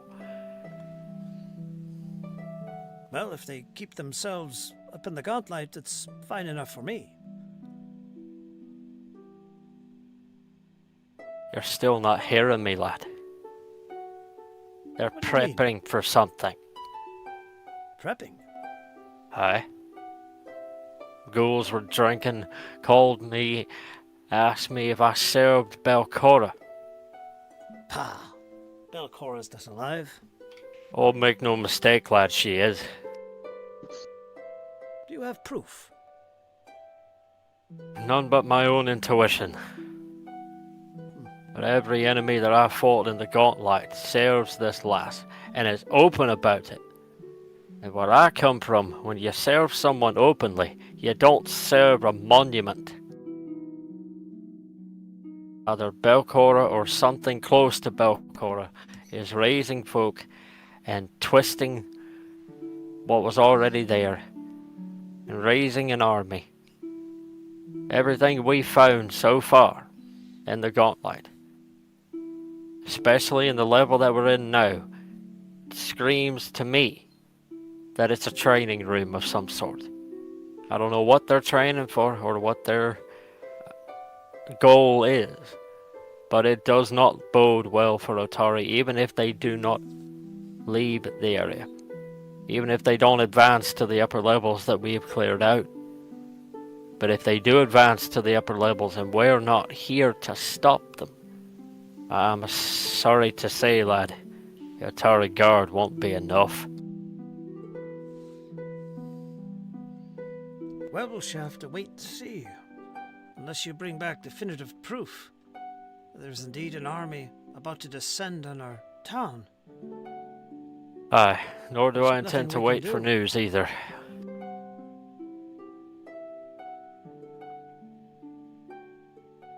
Well, what would you have me do?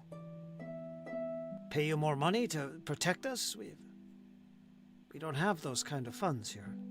Keep the guard on high alert. I want patrols doubled into the forest.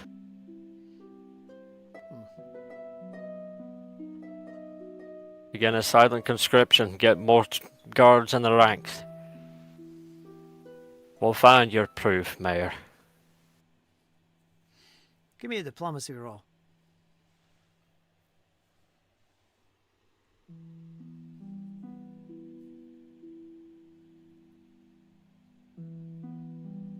Could be public. 13, but I will hear appointed if necessary. Okay.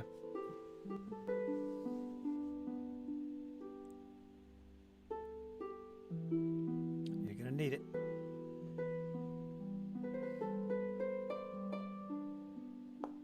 Hmm. 19. He's not convinced. Although he does say that we'll double the guard. We've already been doubled. We'll keep the guards on the lookout on the outskirts of the cemetery in particular. Guppy's in the back of the room, and he's gonna step up and start talking as well. Listen, Mayor, I've grown up in this town a long time, and I know you have funds that you can get from other neighboring towns because they don't want to see this place get run down either. I know you can gather up something for us. We can't do this for free. Yeah, but he's not convinced that Belcora still lives. That's the thing. He doesn't think there's a threat. There has been 4 weeks of no incursions, no attacks, no threats other than that wolf incident. Well, if we get proof that she is down there, we bring back something. What will you do? Well, his concern is if there's an actual army or if she still lives, that's a different story. If you can prove she's still around and still alive and there really is a legitimate threat to the town itself, I mean, you're just describing a bunch of monsters, remnants of her reign that have gone on. You're not describing an army. You're not describing this Belcora still being alive. So he's not convinced. He'll double the guard just to keep a watch, but they do that anyway. They've been doing that, so he doesn't look convinced. I have a question. You do. Was Arthurian with us on the level with the ghouls when we entered that room with the wood creature? Remember the one that was shooting slivers at us? And there was a table? I was there. Well, that'd be a fun encounter to go back to. Remember that table that was in there? It was a map of Otari. Oh, yeah. Or it was like a 3D map. Wouldn't something like that table, if we could bring it back, be proof that they're planning something? Are you discussing this secretly with the companions? Yes. Yeah, there was I think this was before you, Eric, but there was this room, I think it was on one of the earlier levels, that they entered, and this wooden golem type creature was standing in front of this table that everybody recognized as Otari. It was like a little model display of Otari, kind of like looking as if they were at the different approaches to the town, as if to attack it. And the creature attacked them and everybody ran for their lives, so there was no combat or anything. You never went back to that room.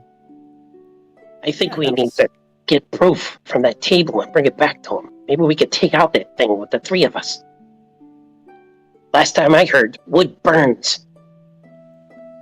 Aye, but I whacked it with a hatchet there, lad, and it didn't do hardly anything. But I do have a hammer now, and it is made of wood. So it might be a little extra help. Yeah. Just answer, are you down to go tree hunting? What do you want to do? Go get that table? Well, we'll figure it out when we get there. All right, let me go back and make sure that you're getting this story right, because I want to make sure it was actually... well, I don't know if it would matter. Let me go back to that room. That particular table. If it was Otari or if it was some other place.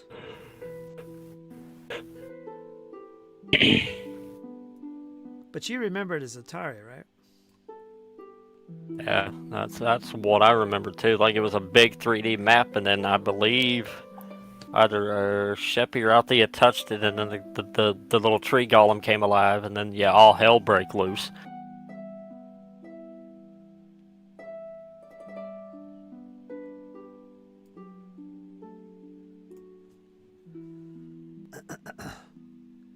Because it might have actually been Absalom, but I don't know if that would make a big difference. Well, even if it was Absalom, isn't that like a major city that's close to Athari? Yeah, it's only a few days away. That's biggest city Yeah. in the world. Maybe we could let them know that something's going on, and that city could pay us because that's a big city. I don't know. Something.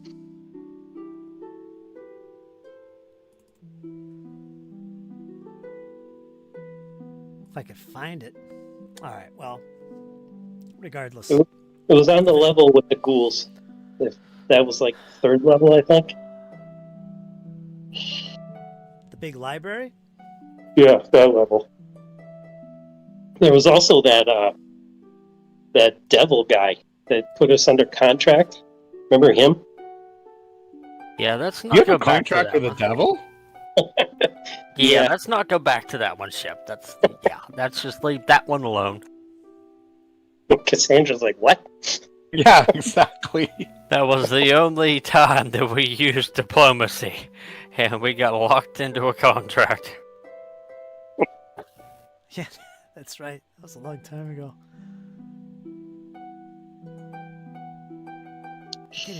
I can't even find the freaking room. It's probably book one. That was Wasn't a long time ago. I don't see it on the library. Try the floor above it. That It would was be to the north west of the library, I think. Yeah, I'm looking at the library now. It was a small room, I think. I remember it.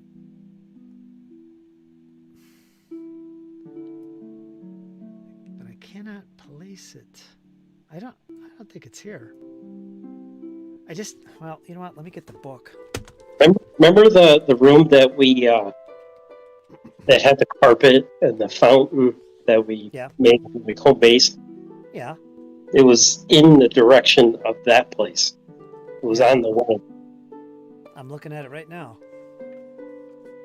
I don't see that. But I remember it. But you know what?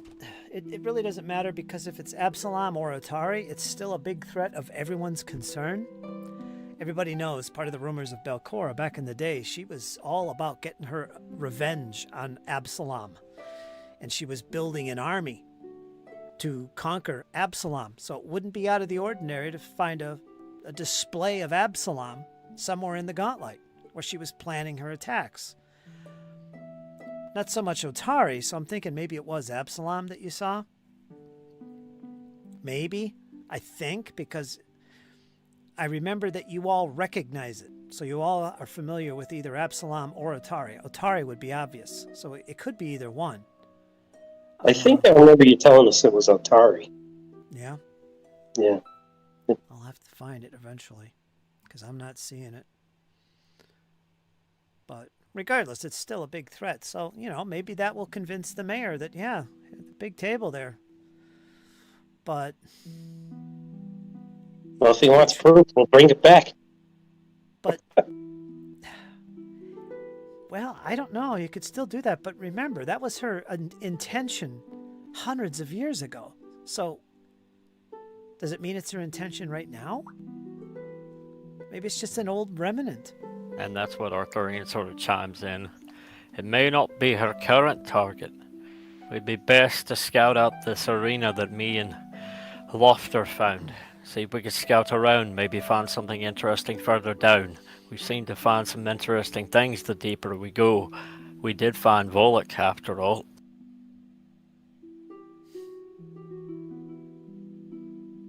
Yeah, you did. Well, we have to keep our eyes open for something to warn the town that we have proof that something's going on. Aye, and what better place than a training yard? Are you with me, Ship? You know I am. About you, Lady Cassandra? You want to go troll hunting? Trolls? Yes, I will follow you, Arthurian. Yes. Maury, that is. It's an analogy, lass. But yes, let's go hunt some things. Remember, Kyle, you don't use the name Arthurian anymore. You're quite... Oh, it's Maury Povich. You are not the father. Yes, I was just gonna... Oh, Oh boy. yeah, Maury Povich. We won't get that out of our head now. Nope, He's no. dead, he's dead now. So. You just... Is he dead? Yeah. Okay. Or no, that's the other guy. Immersion break. Thanks for that, Kyle. Maury. Yeah. Who's the guy that has a show like that? I don't know. Let's move on. All right. I'll think of it later. You will.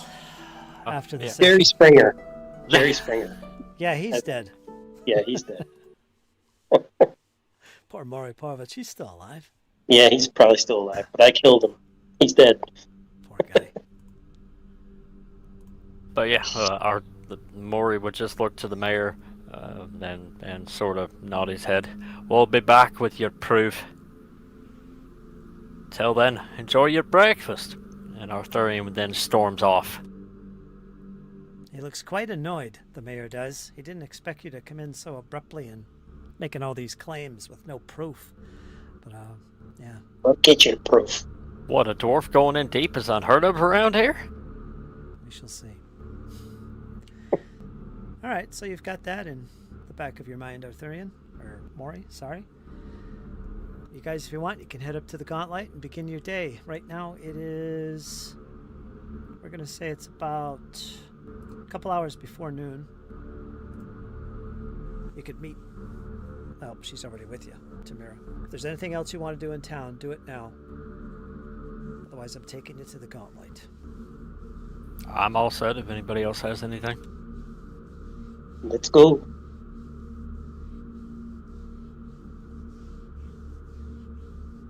Cassandra, is there anything else you want to do?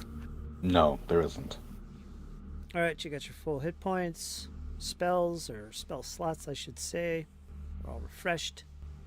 You're all good. Now, what particular level are you wanting to go into? The level we were. I think we're going to go scout the training ground. All right, let's roll some dice. As you make your way through the woods, which is a separate roll, and then traveling a couple hours all the way down through the depths.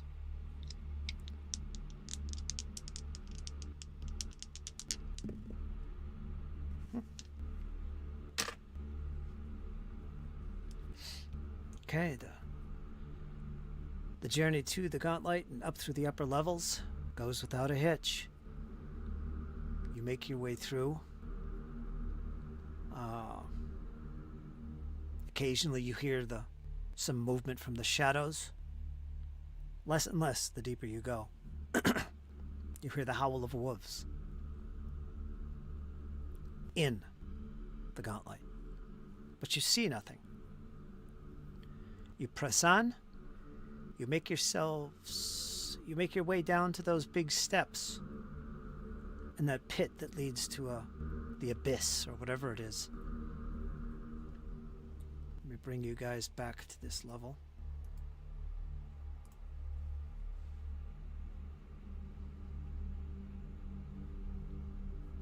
You'll have to scroll down a little bit. You're in past the south door. You'll see the torch. Okay?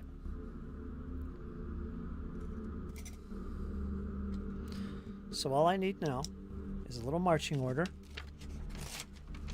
and some exploration activities. Starting with you, Kyle. Are you in the front? Or what's your marching order, you guys? Whoever takes the lead, I will be behind them. Cassandra's scouting, so I'm guessing she would have to be in the lead. Front or back? Front. Okay. I'll be second. What are you doing, Sheppy? Remember, you need light too. I don't need light, but I'm behind Cassandra. I'll lead the way, maul out. Cassandra's at the front. Yeah, and I'll be behind Chapt. And I'll be detecting magic.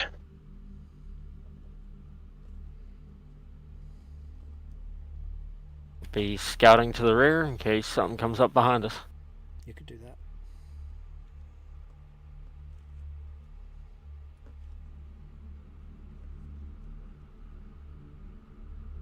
And what's her name? Tamira.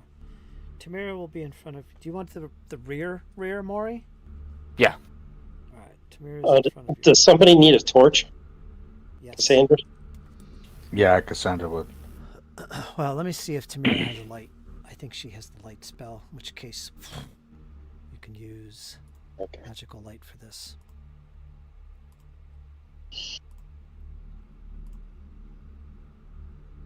There, that's magical light.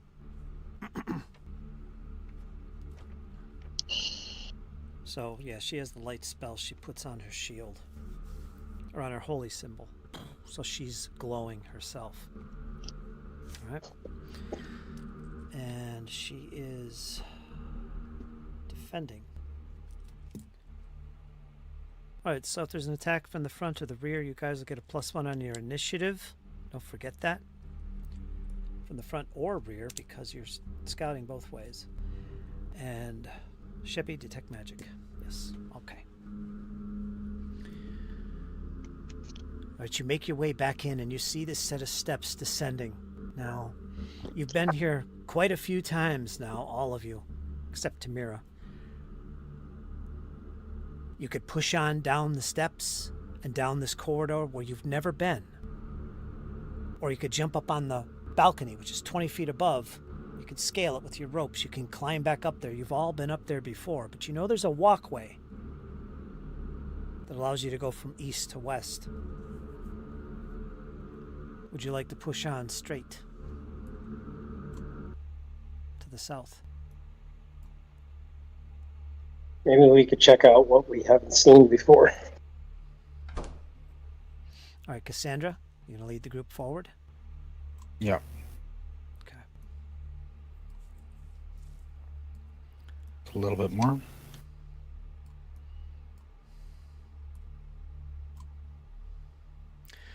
All right, now on the map you'll see there's like this, that's a walkway above you. You have to be up that level, 20 feet above. There's that floor. It's like a bridge. You're underneath that bridge and you just come out from under it, okay? Can we climb up there? Yes. It's 20 feet. You've been I up want to there. go exploring up there. We've been up there. Yes, you've been up there. Oh, that's the round around. Mm-hmm. Okay. Yeah, we haven't gone to the south yet. Here. Okay, then let's do that. I'll read this again. This stately hallway stretches from a single door to the north, that's your entry point, to a wide exit to the south. Frescoes depicting powerful creatures in battle with each other adorn the walls. Pinpoints of light glimmer through the vaulted ceiling above, illuminating the hallway with a pale radiance. Balconies run the length of this hallway, 20 feet above the floor, 20 feet above from where you're standing, right? You see a low railing on that balcony, rusted and twisted in places. Again, you've all been up on that balcony, both sides of it, so you're familiar with what's up there. Several badly damaged statues decorate the south end of this hall that are just now coming within sight as you move down this corridor.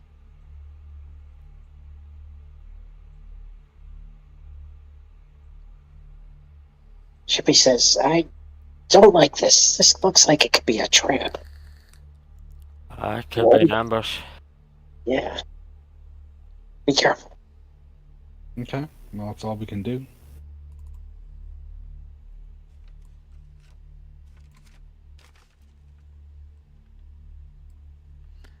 As you get closer to the south end, where it kind of funnels in the balcony's end, you see these statues suddenly appear.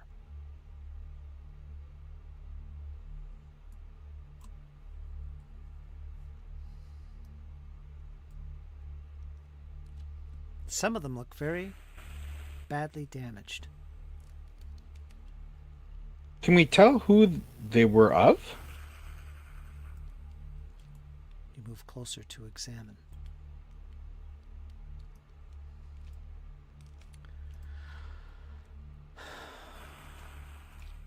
Go Is there a ahead. big dead spider there? It's a statue. It's That's a not statue? just that actually looks like there's somebody on the spider wielding a sword. I'm gonna try to recall knowledge on it, see if I know anything about the figure. Okay. Give me a check here. I'll tell you what in a second. Let me see, is this the same thing? No. Let me go back up here. I'm and trained in this occult. down.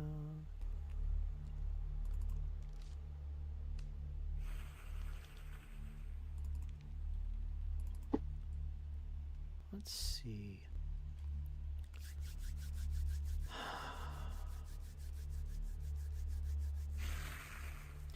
Strange combinations of creatures these statues represent. This one you're looking at right now, Sheppy. It looks like a spider, but it's not a humanoid that's riding it. It actually looks like the creature is a spider with a human torso. And it's a statue, and it's quite large, and it looks like it's engaged in some battle. You also see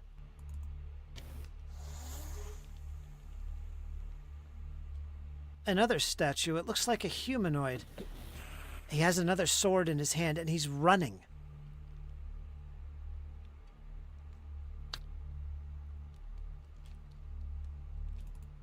Do they look like they've been turned to stone? Like something, like they were in battle together and something turned them to stone? Give me a perception check. You can all give me a perception check. This should be blind. Since you're all kind of looking at these statues and wondering what they represent and what they could be. Just give me a general perception check.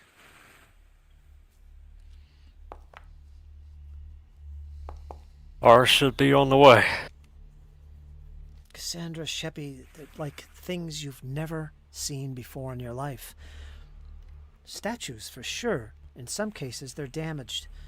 Arthurian. There was something off about these statues.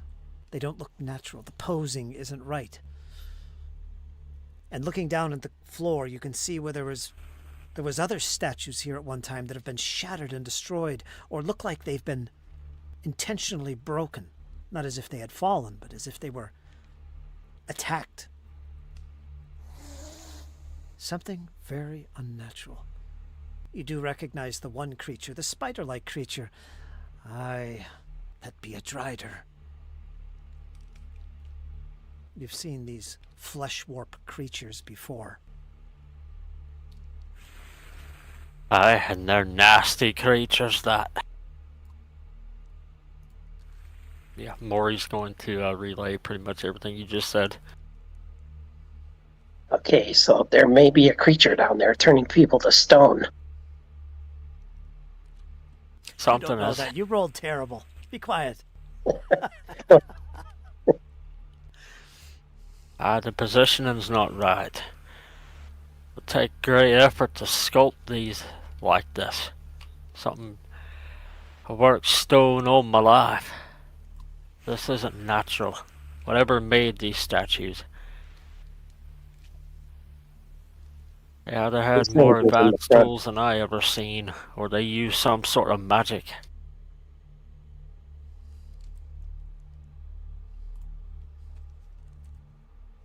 Well, it looks like we're about to find out. Yeah. Cassandra was in the lead. I was Yeah, behind her. I should be further up front.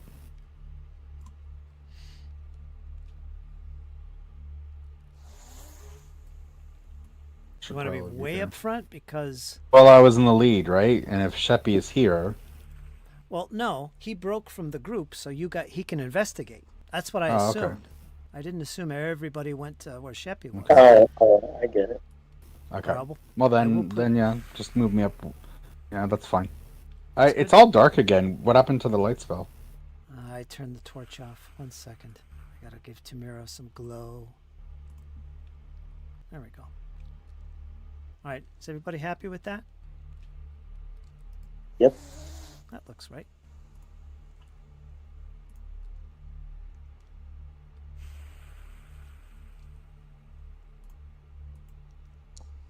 Somebody break out the MC Hammer memes. It's hammer time. And there's only one, so it's bad news. If there's only one. That's just how this dungeon's been going. Yeah, but I'm on Arthurian now, and Arthurian's a canon. Who did I forget? Sheppy. I forgot Sheppy. Okay. As you're investigating and murmuring what you're looking at to each other, Cassandra watching closely, you're all going to get a +1 because it's initiative time. Suddenly, right near where the spider is, just in the distance, you see movement, Sheppy. You catch eye of it as well, Arthurian.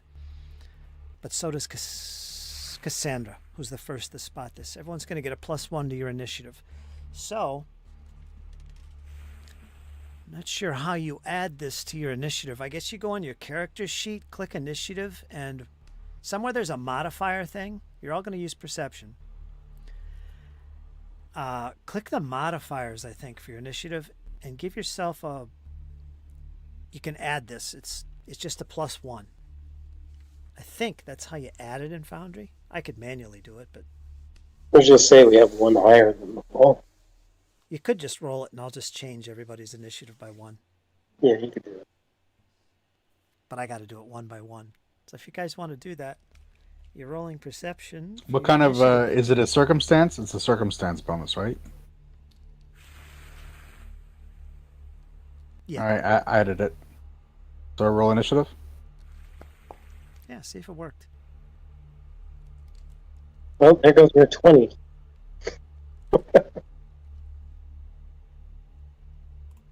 Yeah, it worked. Excellent. See, scouting +1. All right, let me manually do that for Tamira. Her 15 is going to be a 16. All right, so something's moving around the statues.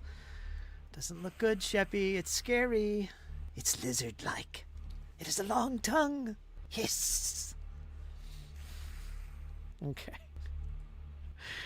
All right, let's begin this encounter.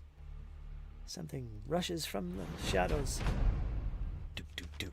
Maury, however, you were up on this stone stuff, so you get the jump on him. Let me see. Is this revealed? Yeah, it is. I'm going to reveal them because they've made their presence known. Okay? So if you can see them, you can see them on the map. Whatever you see is what you see. There's 2 of them. Alright, Arthurian's gonna pull his shield up. Got that hammer ready. And he's going to advance on the first one. This is what you see peering from around these statues. Stones crumbling from its mouth. Like as if it's been gnawing on stone.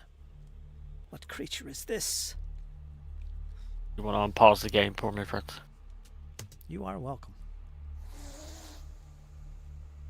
Thank you. Now that I have taken my 5-foot step, all heroic.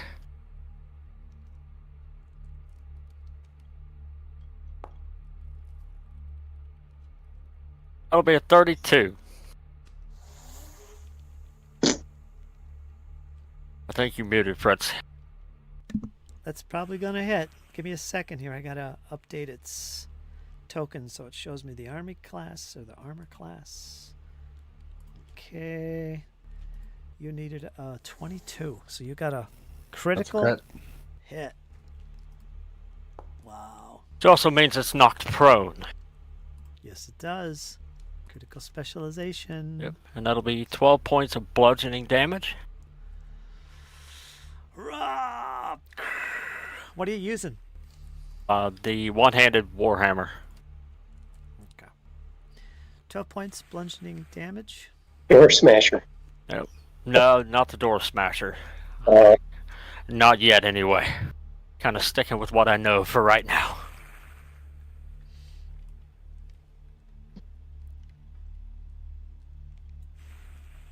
It's knocked prone, and since it's knocked prone, I'm gonna give it another go.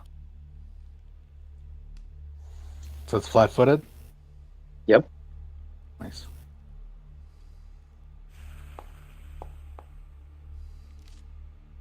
$20. Should be a hit. With the flat-footed. Oh, let me look. yeah, -2 AC. Oh, let me make it flat-footed. I've been reading something, sorry. So, yeah, that does just hit. A whopping 5 more points of bludgeoning damage. Okay. Alright, before we go any further.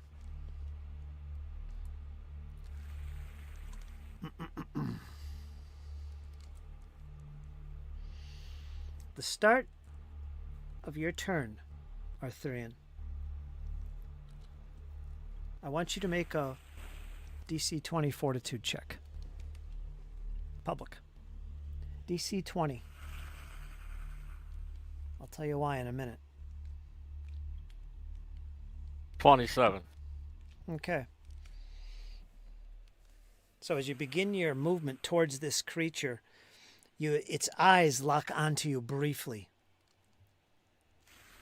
But you pay it no attention, and you push on to the creature, laying into him with these attacks. I think that's it for you, right? Yeah, that'll be it for me.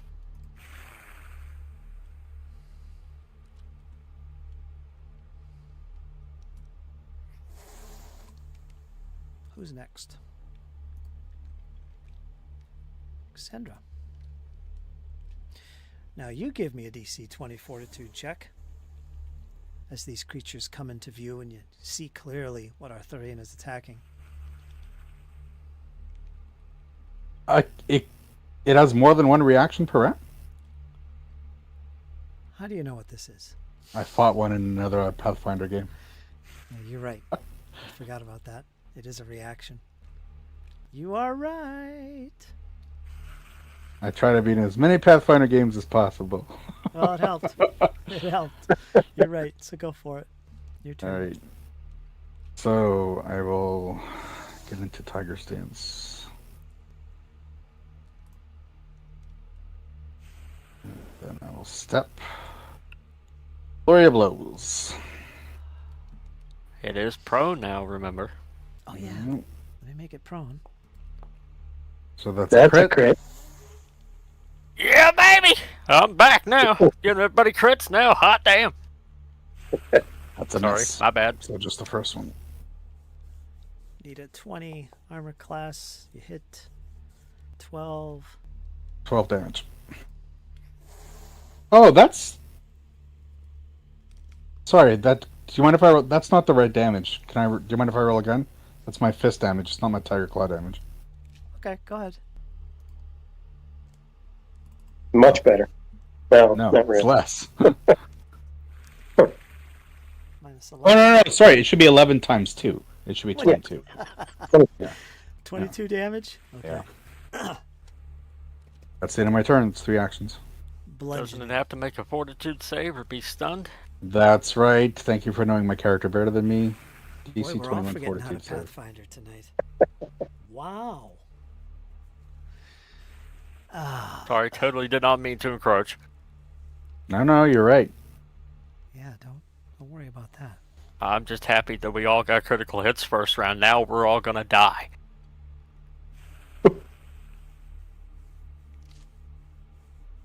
How did you know what creatures these were, Eric? How'd you know? I've been playing D&D for most of my life. I know what a basilisk Yeah, but is. I barely described them. Well, I know what a basilisk is too, but I Oh, didn't say stop. anything. Stop. It's not like Stop. the art for Basilisk has changed much over the 30 years I've been playing. All right, that's true. I did I mean, reveal like, I've that, seen so. the name for basilisk pop up, and I was like, hey, that's a basilisk. I'm gonna hammer Also, that. like all the broken statues, it's kind of like Yep. you're And not Stephanie burying the was lead telling here. everybody. Bunch of We can put veterans, two and huh? two together. All right. It's fortitude save.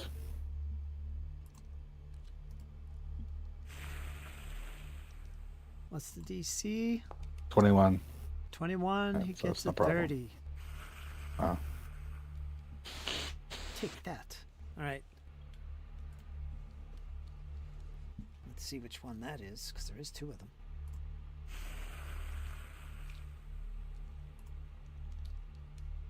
Which one is it? Oh, it must That be one. that one. Yeah, it's pinging weird. I didn't see that before. Yeah, that's new. Let me do it again. All right, that's him. He's next. Well, he could crawl. He's got to get up. Yeah, be attacked. Yep.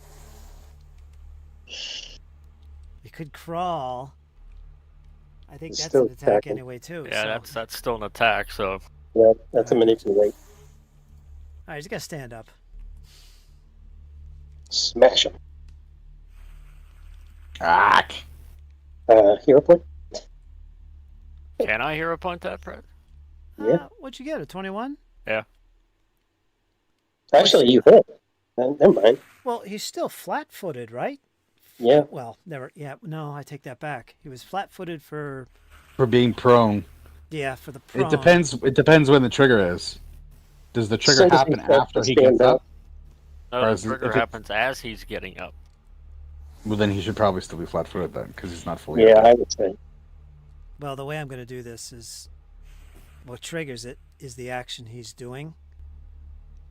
So, when he completes his action, which is standing up, you can attack him. There is like when you cast a spell, and you use an attack of opportunity on somebody in melee that's casting a spell. The only way you disrupt the spell is if you get a critical success. Or then hero pointed Mori. So in this respect, I'm going to let him stand up, and then you can make your attack. So his armor class would be 22. Do you want to use a hero point? Yes. Go for it. You need a 22. There you go. 31. Ah, close, but not quite. Wow. Almost.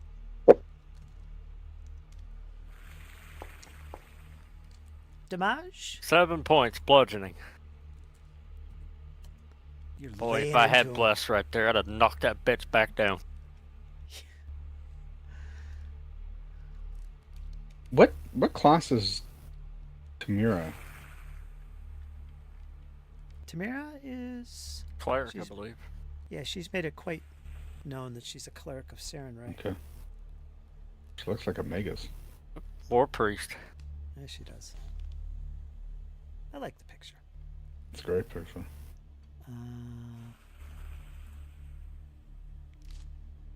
Let me make it known since there's nothing hiding now. Everything's out. Alright, so it stood up, took some damage, wasn't critical. It's going to 5-foot step you. And then it's going to lay into you, Maury. Armor class 22. Wait a minute. I can't do that. Yeah, it's going to attempt to bite you with its crushing maw. Break bones. 33. That's a crit. That's a crit. 24 points of piercing damage as the fangs cut into your flesh.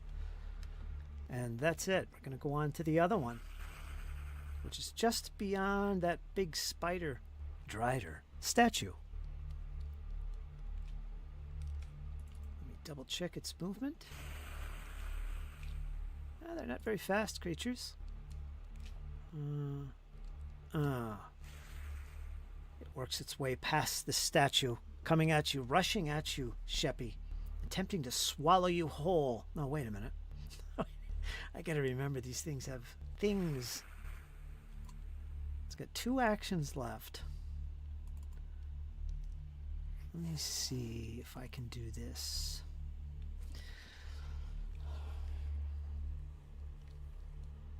All right, make a fortitude save, Sheppy, as it peers close into your eyes. It's going to attempt to petrify you with its gaze. Fortitude DC 22. You failed.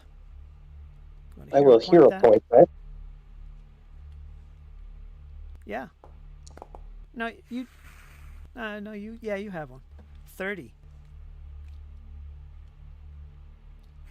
Whew, Sheppy, I just saved your bacon. Yeah. That's it. We're going to go to Tamira. Let me open up her character and see what she's got, because it's been a while. You're definitely buying the beer, Sheppy. There'd be a statue of Sheppy down there.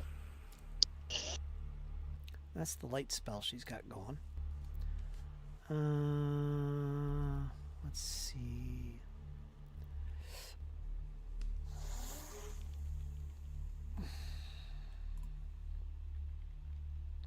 How about this?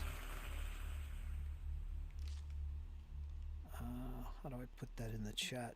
There we go. How about Searing Light? I'm going to take 2 actions.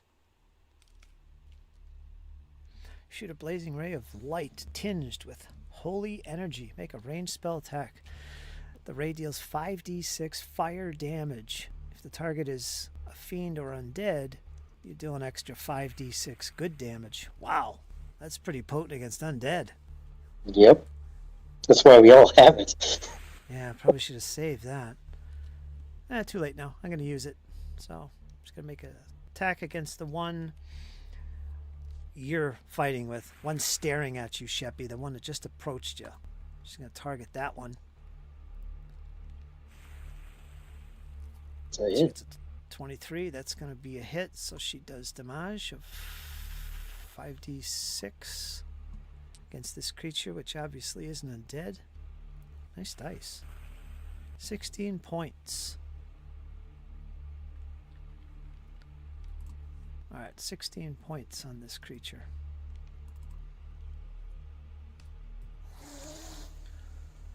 Look out, Sheppy!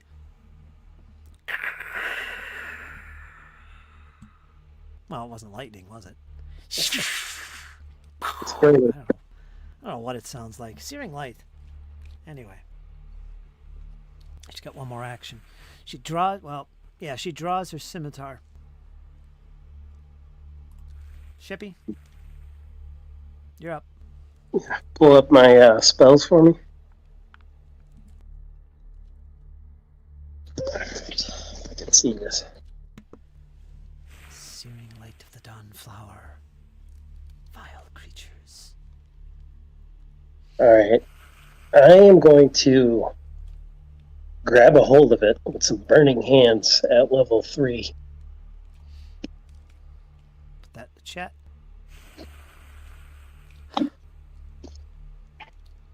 Gouts of flame rush from your hands. You deal 2d6 fire damage to creatures in the area. It is a 15-foot cone. Can I move it so it hits both of them? You can hit just... I think you can hit it from where you are. You don't Yeah. have to worry about hitting Arthurian. Yeah, I can move it. well, let me see. You want that cone, right? No, you can't. You have to step back one.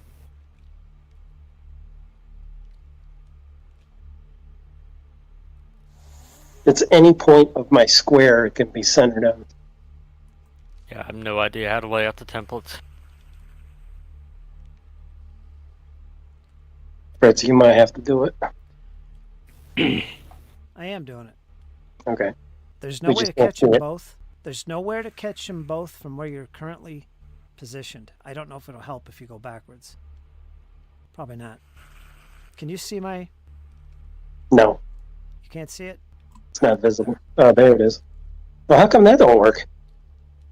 It doesn't catch him. He's too far to the out of the red squares is what you're looking at.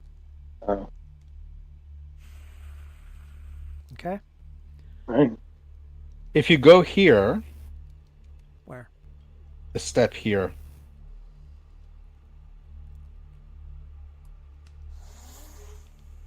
Will that work? Yeah, Or here. Maybe that'll do it. Let me see. You might catch her I with the think I would corner. hit a 30 if I went there. Yeah, So I think normally so. they do like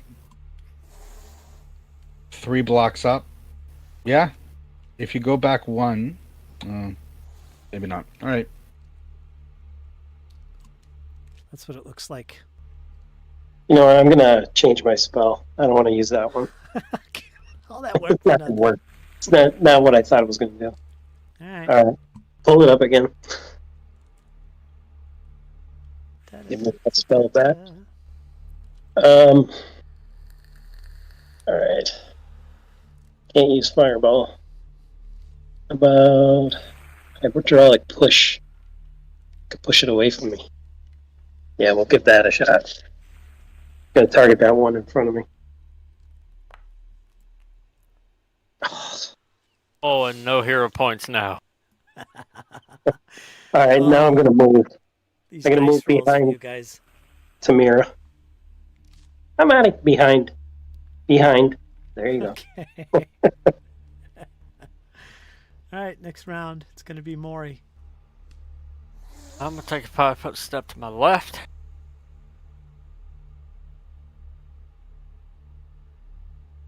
I'm gonna lay into the one that was targeting Sheppy. Before you make your attack, It's gonna be a crit. oh, you stepped, didn't you? Yeah, You I did. stepped. I didn't move. All right, let me. Well, that's not a requirement for this. Actually, let me read it again. This opportunity type of thing. Petrifying glance. The trigger is a creature within 30 feet that the basilisk can see starts its turn. So as soon as you start your turn, you got to make this check. And he's going to do that. It's a reaction. So as soon as your turn started, go ahead and make that Fortitude DC 20 save. Shouldn't be too hard. You're a dwarf. Oh! 17. You are slowed 1 for 1 minute as your body begins to stiffen. The sinews and the muscles. It aches. What is that? -1 action? Yeah. Fortunately, he still has the 2 to step and crit the basilisk. Yeah, Yep. knock it down.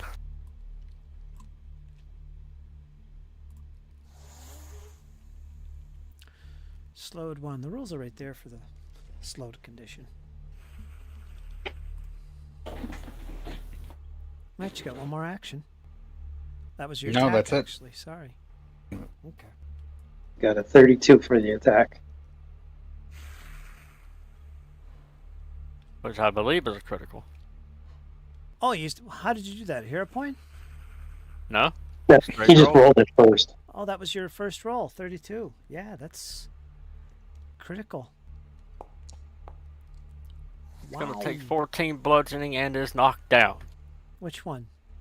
The one that was targeting Sheppy. Gotcha. Minus 14. And it is prone. Okay. Cassandra, you're up. Cassandra's gonna move. Hiya! Here. Getting a Wait, flank. wait a minute. Yep, so you need to make a saving throw. Yeah, there's 2 of them. They can both see you. But So are they gonna it's a make- is reaction, right? Yeah, that one used his. So this one back here that you're approaching Yeah. towards, that one, it's going to use its reaction on you. So I think it's a 20 DC. Uh-oh. Right. Uh-oh. So it You slows. still have a hero point.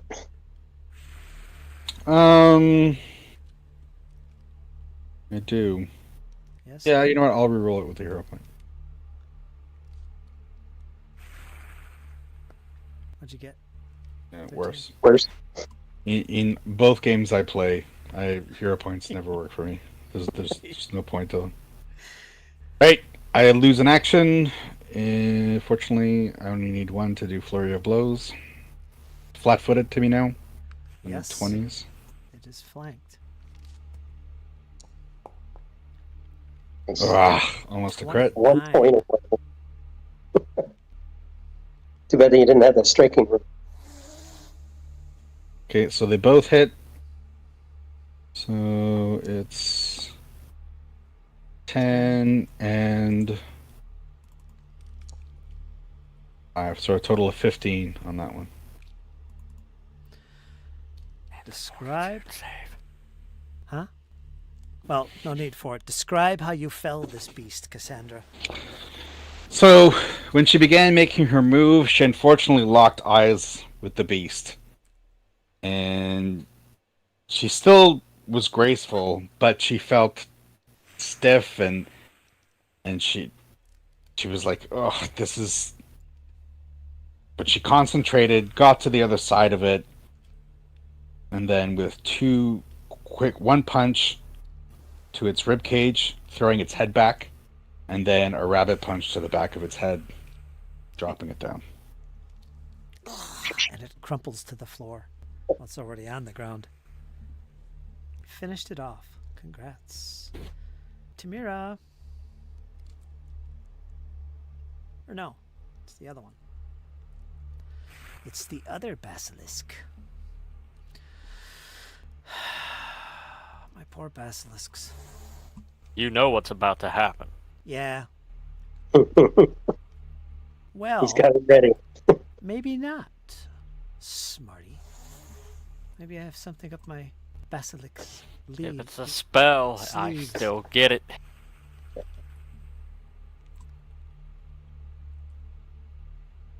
If it's got the manipulate trait. This does not.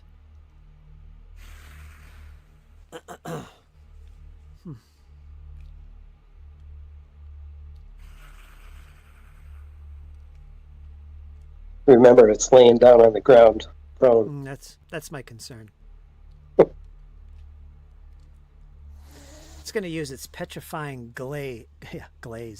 Its petrifying gaze at you, Arthurian. You're currently engaged with it. You cannot help but look upon its eyes. You're going to have to make a DC 22 Fortitude save as it attempts to petrify you. 25. 25. That could have been bad, I think. Let's just say he could be petrified permanently.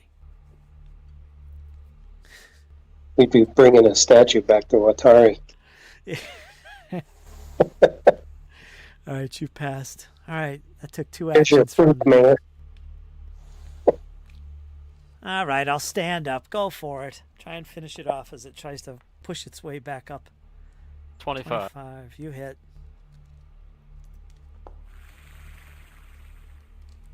Ten all? points of bludgeoning damage. Not enough for a knockdown. Nope. I let you do that while he was prone. It's okay. Because he's no longer prone. Unfortunately, he can't do anything else. So, it's Tamira's turn. Does anybody need healing? No. That's it. Took a big I hit. took a shot at 28 points.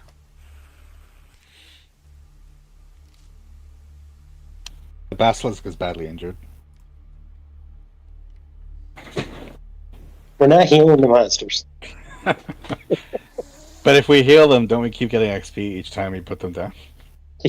Just keep knocking it down. Yeah, but I believe that's something like a diminishing return, isn't it? Yeah. I would think. It's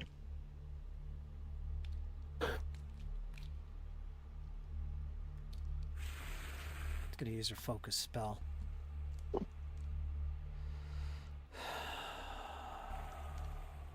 Two actions.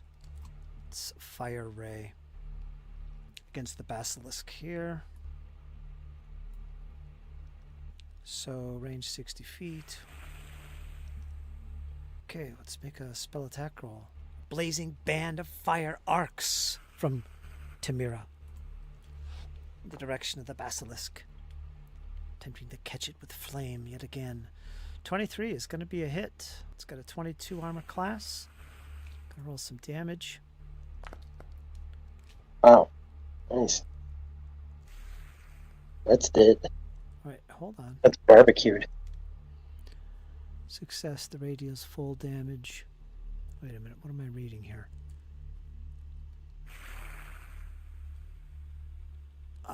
That's my attack. Yeah, 66 points damage, 24. That does not quite do it.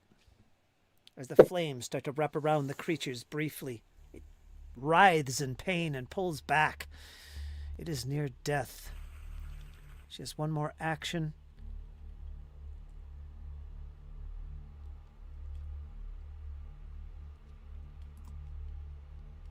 Okay, now we're going to move to Sheppy.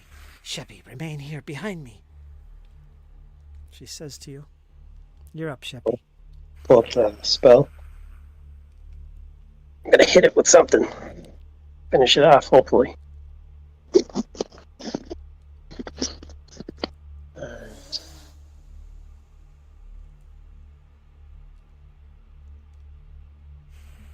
Oh, let's try this.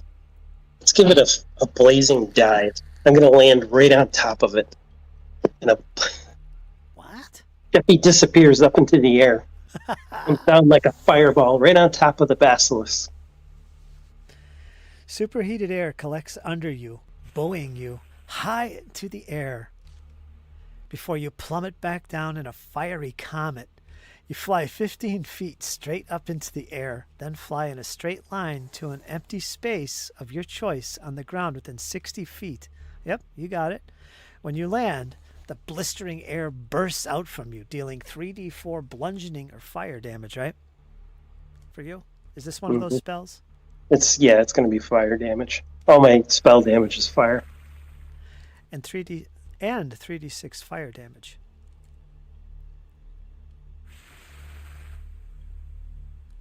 Well, it doesn't really matter.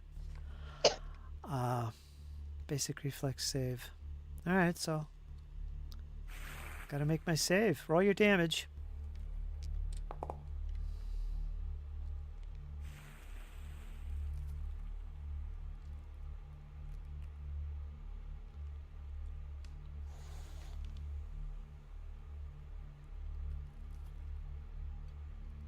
Is that a total of 18? Yeah, I'm not sure what I'm looking at here. You did that's 11 damage. You did 11 fire.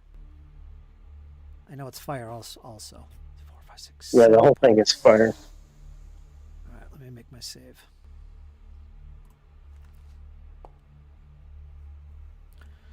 Oh, I failed. 21 is the DC. 21? Yep. Yeah, he failed. So that's just full damage. So 18. All right, describe. Go ahead and describe this. I'll give you. Everybody's going to hero Sheppy- points for this. Sheppy disappears into you the an extra darkness of the ceiling in the cloud. And just all of a sudden, from the air, you just see this ball of flame hit the basilisk and explode into fire. And Sheppy's just standing there above it going, "Eat that, basilisk!" And then he kicks it and it's dead. All right, everybody gets a hero point for that. Sheppy, you get an extra one. So Sheppy, you'll have 2. Because I like the way you pulled that off. That was fun. I've been waiting to use Interesting that one. spell. Yeah, that was. I've never seen that. That's before. within 60 feet I can do that. Yeah. You just have to make sure the creature dies. Yeah. That's perfect for a little goblin. I guess you could put me in a square. Yeah. All right, so there you are. Combat is over. I'll end the encounter. Silence returns once again to the group, with fiery crackles in the air. Sheppy aglow briefly. Smoking a little bit. Yeah. I'll leave you on the map here. I'll see to our Arthurians. Maury's wounds. Yeah, Maury. Like I said, this is going to be tough. I know, You know, right? Kyle, when you first mentioned your name for your character, Maury Povich is the first thing Yep. that came to my mind as soon as you said that. I don't know, or maybe Tuesdays with Maury. That's it. I was like, Yep. It's like, damn, Kyle, couldn't you pick something else? I gave you a ton of Maury. It's okay. That's okay. All right. oof. I put a band-aid on Arthurian. 3 Or points. Maury. 3 points. Ah, thanks, Lassie. I appreciate it. I Wait, still it's feel a must bit have. locked up, though. In another 10 minutes, we'll we'll try again. Or the cleric might lay some hands on him. If she does that, I don't know. Do you need healing? She's got healing. Arthurian is pretty hurt. Yes. Come close. Maury, I shall help you. The power of Siren Ray envelop you. Tarian's locking up as he moves over toward her. Wait a waddle, wait a waddle, wait a waddle. Weed a waddle, weed a waddle. Dun, dun.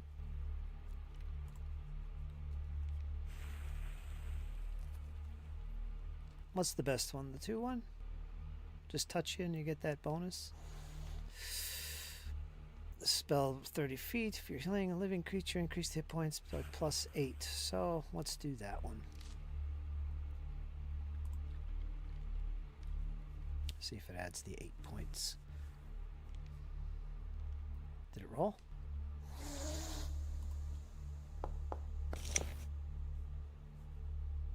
Ah, 2d10 26 hit points back.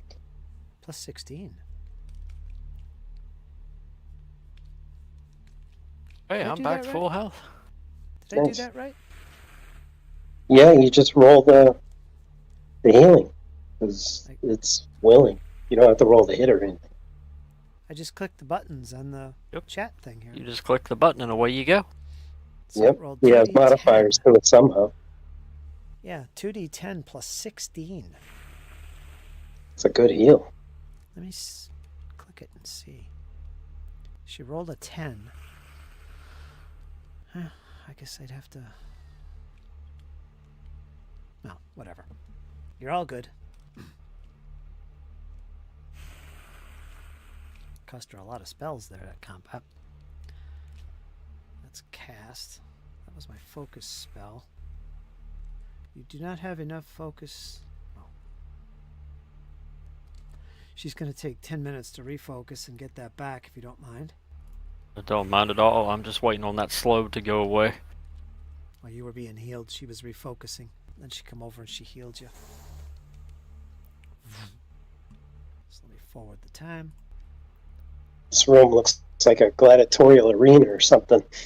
Ah, an arena, you say?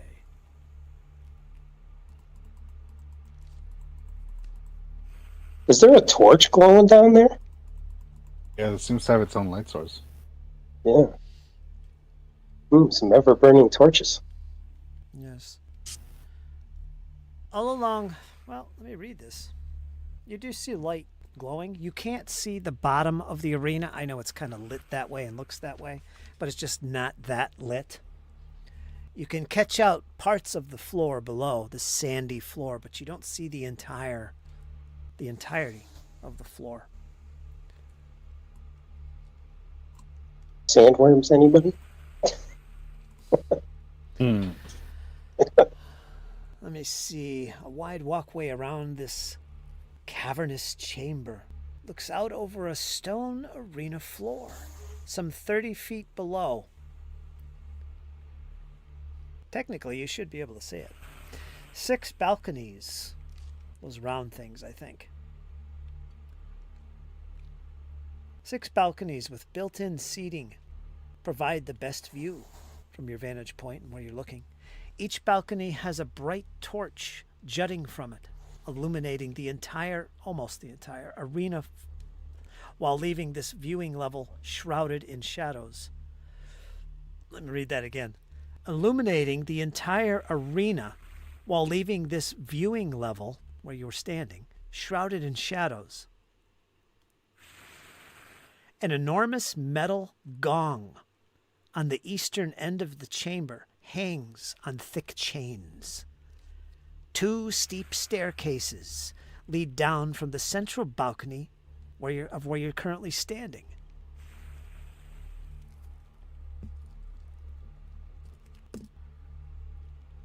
What do you do? Sheppy wants to ring that gong so bad. So bad. Maury will stop him. I need to look around before we go banging any dinner bells there, lad. Come on, let's do it. All right, Sheppy has an idea. I know you're a good guy, but these are monsters here. So hear me out. Let's take one of these basilisks, cut its throat, and throw it in the sand and see what happens. Maybe the blood will make something come out, or I don't know.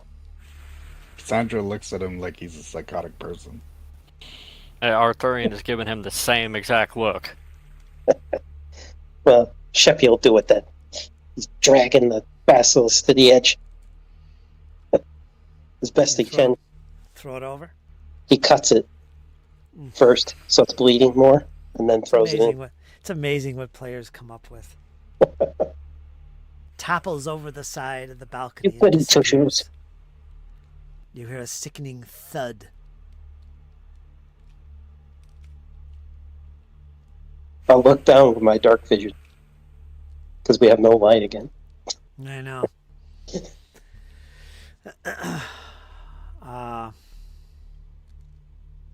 Oh, you guys can see from the torch, right? That's what I have on the map. Right? There's nothing, though. Yeah.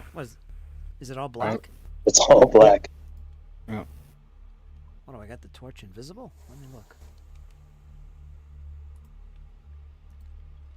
Yeah, I do. There you go.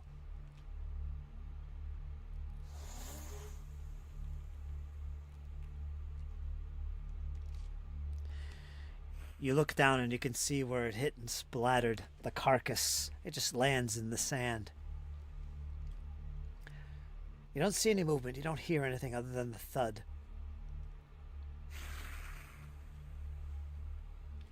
Guess I could turn off the basilisk hissing. Well then, should we pick a fight, ladies and gentlemen?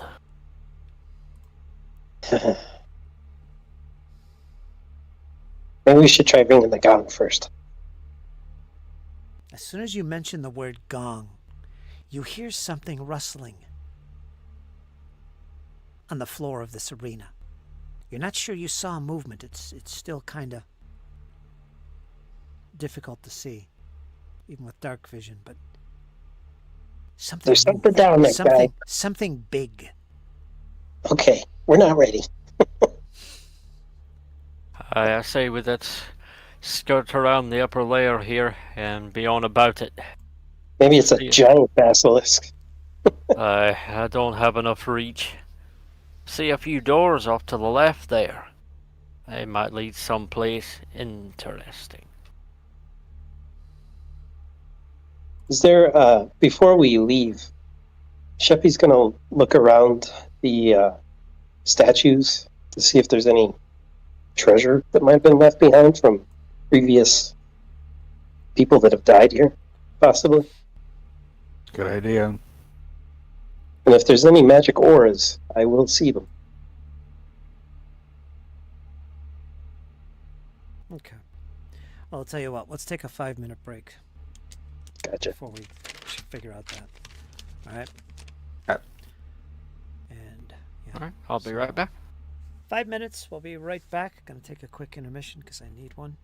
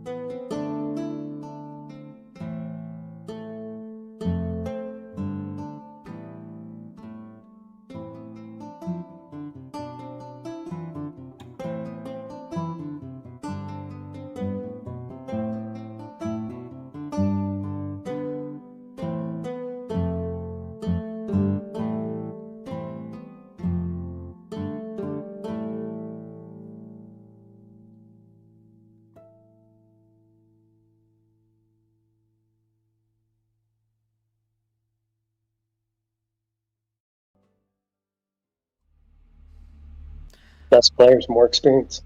Less players, more experience. So says Jesse. But yeah, sorry about that, folks watching. I had the map screen red. I wasn't actually showing it, so I'm gonna have to go back and edit this and put some screenshots of what happened. I'll set it up in screenshot and put it in the video so you guys can at least see that, because I wasn't being very descriptive with things. So it'd be nice to have a map. In fact, let me go ahead and scroll up here and see where this occurred. Here's where the battle was. After all that, there's probably 2 statues still standing. Both humanoids, one quite huskier and bigger than the other. Both have weapons in their hand. Very little damage. But the weapons in particular that they are carrying look quite ornate. Any magic ores coming from them? I would detect that.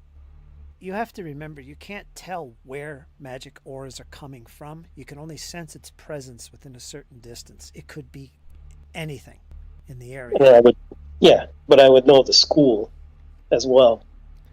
Yeah, but it doesn't tell you what specific source. Eventually it will. Eventually, when you get there. You're only level 5. Calm down. But I'm waiting. you do sense the presence of new magic. I'm not going to go into the details of schools. It's enchantment. Schools are going away anyway in Pathfinder, so. What does the weapons look like? What kind of weapons are they? One is a sword. The other one carries a bow. They have armor on them as well. But they're statues. They're all warriors. There's no wizards like in warriors. No, they look like warriors. The way they're dressed with armor and weapons, but they look like humanoids, monstrous type humanoids. They don't look, like just a normal human. Some type of creature. But maybe they're just statues. Basilisks are not. They're just statues. Come on. Or not. Well, those weapons could be worth money if we can't use them. How do we free them from the stone, though? You break Is there 'em.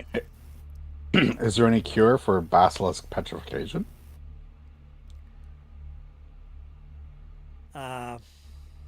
Jesse, do you have arcane? Occult? You have primal, right? I have occultism. Do you have primal? That's your tradition? Primal There's spell. no primal skill. Yeah. Primal would be nature. Nature, occult, religion, and arcane translate to the 4 traditions of divine, arcane, and occult, and primal. That's why I asked. Are you trained in arcane?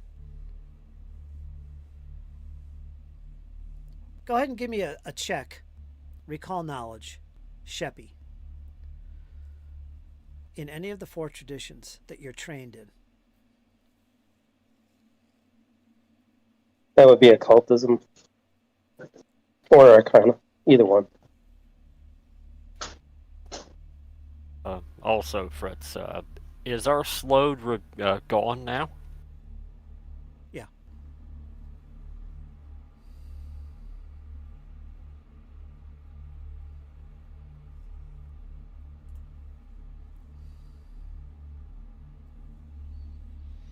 All right.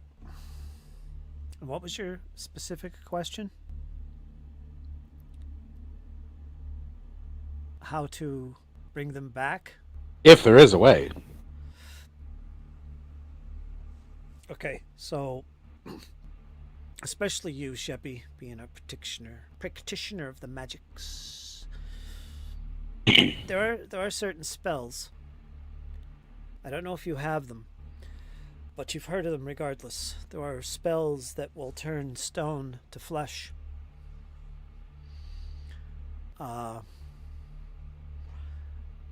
I'm not sure, but I think I'm gonna have to look this up. Restoration. Yeah, because maybe we could restore these guys back to life and ask them questions or something. Yeah. Restoration spell. Gotta check Tamira. She does have it. She would chime in on this. Let me put it in the chat.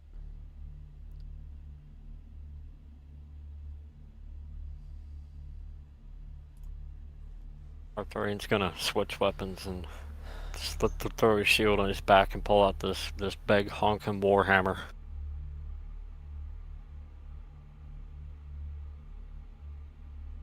Maybe not. Clumsy, enfeebled, stupefied. This isn't the spell. There is spells that allow you to bring things back. If you guys don't know what that spell is, you probably don't have it. So, but there is magic. So I'll have to look specifically at what we're talking about. But it requires magic to bring back someone back from stone to flesh. All right. Otherwise, they're just statues. And once they're broken up like this, they're pretty much doomed. Sheppy's going to reach up and try to break off one of the swords. You're going to break the statue? Okay. Yeah. Go ahead and smash it.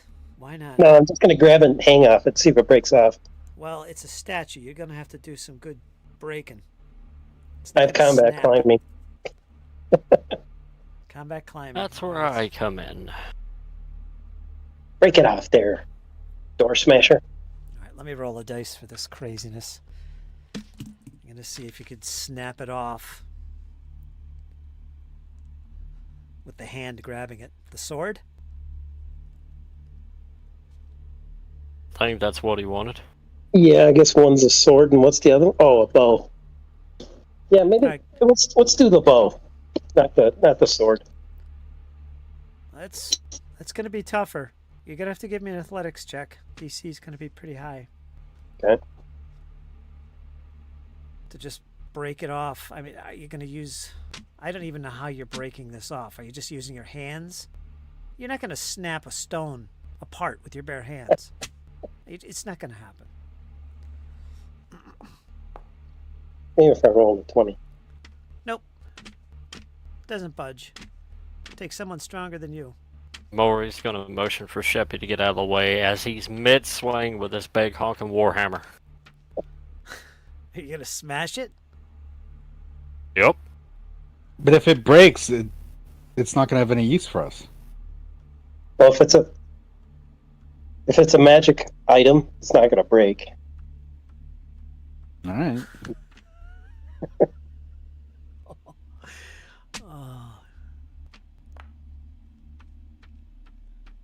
Oh, 31 with 31. Outbreaker. with the earthbreak. Ooh, wow. Okay, you critical hit the stone. I want you to roll critical damage.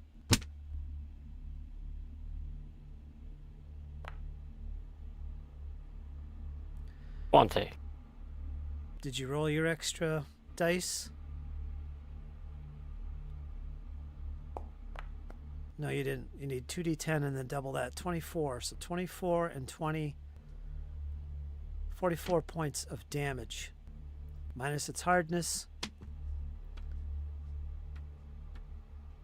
It shatters. The arm crashes from the creature and smashes on the floor. It's now in about 30 different pieces. And the rest of the I like statue this thing. The rest of the statue just its head comes off. Its other arm is barely attached. It topples over. The bow is free now. No, that was the one with the sword. You want to do the one with the bow? Go for that too. All right, smash that one too, or Well, you guys Maury. are brutal. Does a multi-attack penalty incur here, Fritz, or? No, there's time between this. Go ahead and roll it again. 33. That's a critical hit. Roll this proper. Well, go ahead. All right, 16 and then 2d10 is added to that. 25. Or 25. The bow breaks in half. The arm goes with it. But it's still standing. Did some major damage. It's armless. Long as Sheppy can retrieve that bow, that's all that matters. It's in 2 pieces now. Hey, very good. You can stick it in your backpack. It's heavy. You sure you want it? It's a big stone. Wait a minute. The bow is stone? Yes, it's all I stone. thought it was, but the sword isn't? The sword is stone, and it's now broken. Everything was stone. That's why I didn't understand why you guys were breaking it. See, I took that wrong. I thought you said they were still weapons. You're looking for a way out of this, that's all. No, This whole there's time I thought I was statues. getting... Everything, the clothing, the weapons, whatever they were holding, it's a statue. Okay. I thought they were still weapons. That's why I was trying to break them off.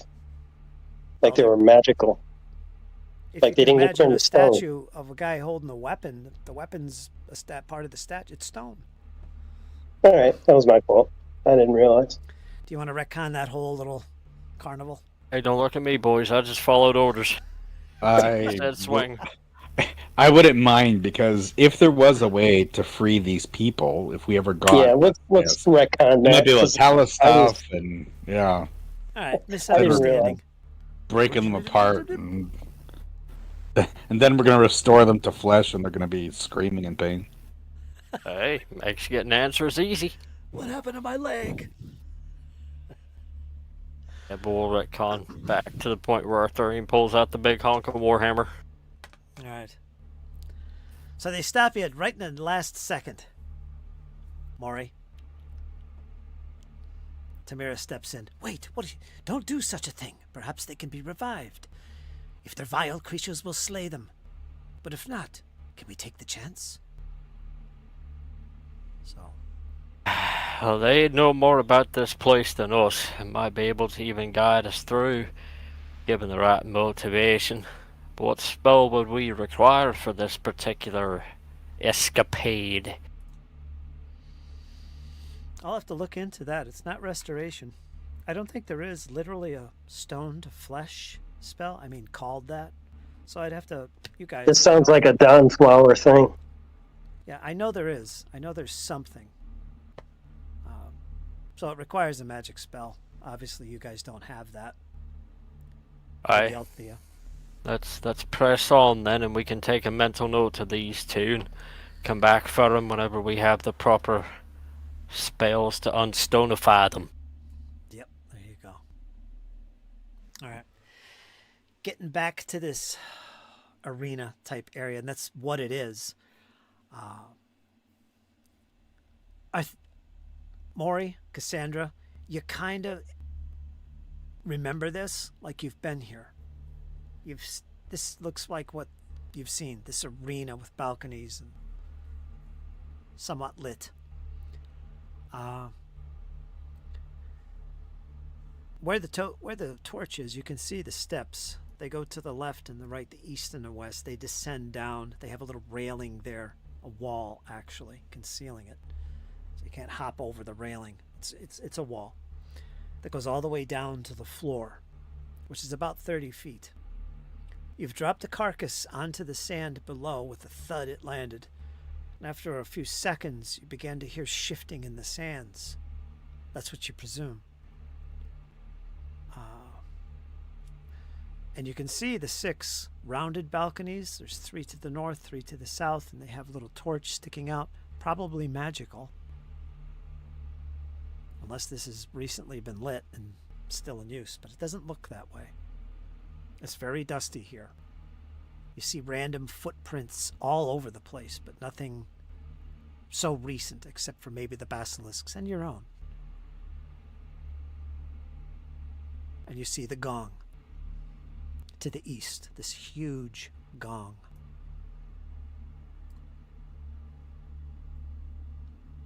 You don't see any other exits in sight except to the east. You see a great set of double doors. about 20 feet away from the gong itself where it hangs over the side. Right here. Yeah, Maury, he'll begin to head over to those double doors. I think we all agree we don't want to pick a fight with the sand serpent right now. Yes, we agree. Okay. I'll assume your normal marching order. You make your way over.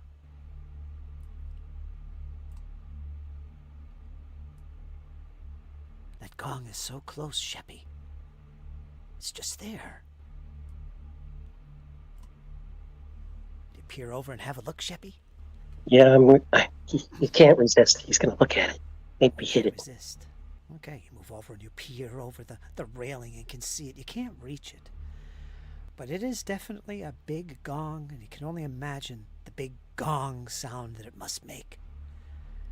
You don't see any way of striking it. There's no oversized mallet or anything. Perhaps something below. Makes you curious. Hey, Arthurian, bring Earthshaker over here. Hit this thing. I thought we agreed to not piss off a serpent. All right, Cassandra, you're at these double doors now. I give a listen. Okay, perception. Anybody else can... There's plenty of room. Multiple people can listen at this door if everyone remains quiet. Maybe something lies beyond.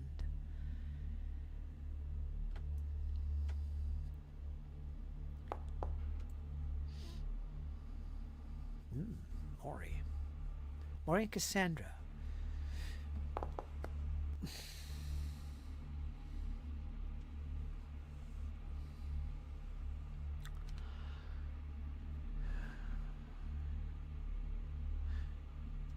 Might have heard a squeaking noise. Maybe it's a rat or something. That's about it. There's no lock on these doors. Simple lever and push them in at the same time, or just one? Which do you prefer? I'll stand behind Cassandra with maul in hand. All right. So Cassandra will open them like Aragorn opening the doors to Helm's Deep. Okay. I'll open them both. You give them a good push. You see what could be a room, what could be a large corridor that turns to the north. As you begin to enter, Cassandra, and reach the corner, you peer up in the north direction. You see a set of steps ascend.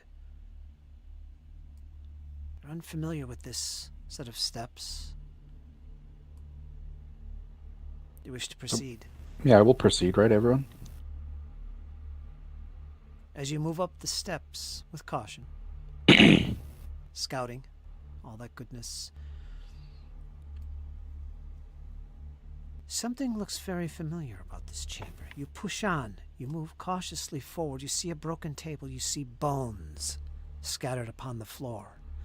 The room you stand looking into is the room you were in that had the oversized giant skeletal creature which you battled. Oh, yeah. And also the runic thing on the floor, the teleporter, which lies over here. You can see it. This is very familiar. You were here before. Yeah. To the west are some doors, which, if you recall, led to certain death with saw traps coming out of the floor. It was terrible. Ugh, yeah. It's got to be hiding something really good back there.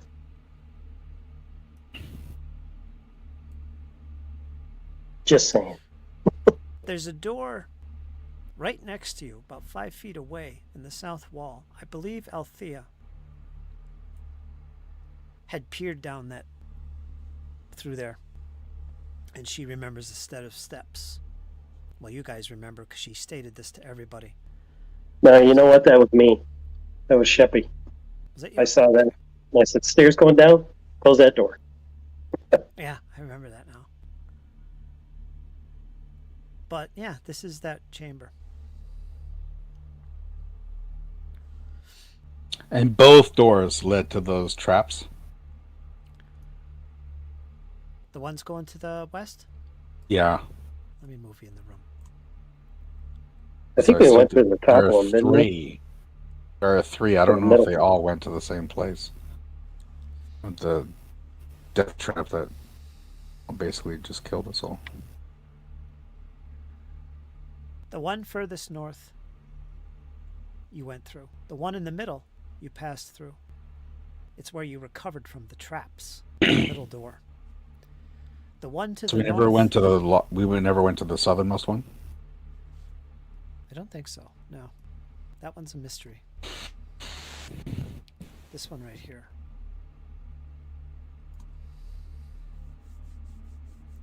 Well, do you guys want to try it? Let's do it. Cassandra leads the group towards that very door. The mystery And door. I'll check for traps on the door. Okay. Too bad Dizzy couldn't make it. She could have been playing her rogue tonight. I know. How do you make blind rolls again? Control? I always use the drop down menu. It's in the where you type your chat messages. Yeah, but usually I press either control or shift. I don't know what it is. Okay. If you press shift, it just rolls it automatic. Oh, okay. You don't see anything unusual about the door. It is a normal latch. Doesn't seem to be locked. Okay, we open it. All right, let me make sure you didn't actually go through here. I don't think so.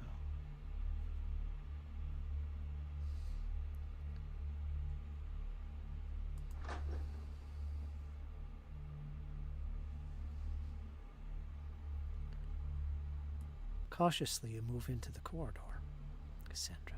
There is another door, maybe 15 feet forward, and then another door 10 feet from there. Corridor turns to the north.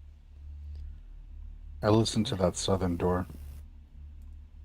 Go for Wasn't it. this the corridor with the black ooze in the one room? Could be, but that was perhaps more north of where you currently are. Cassandra would remember. She'll never forget that ooze.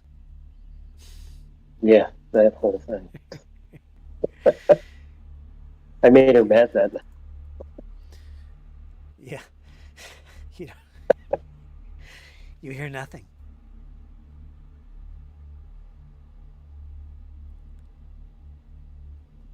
Open the door.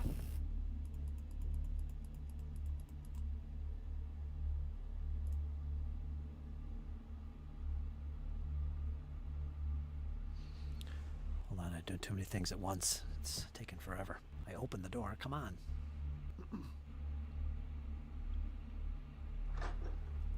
There it is.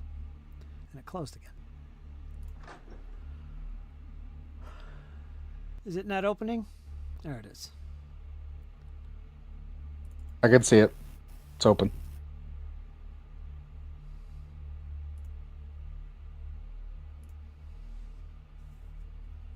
There's a room. With what looks like a sarcophagus in it. Yeah, is that a trapdoor leading down? Let's find out. Yep.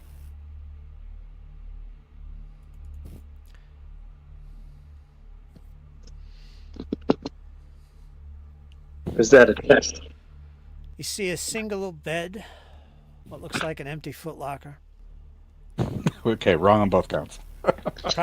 Probably an empty chamber pot. Thankfully, it's empty. Looks like it's been ransacked. If anything was valuable here, it's probably long since gone.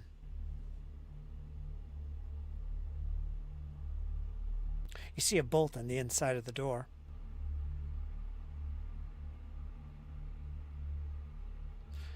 However, the bolt itself is missing.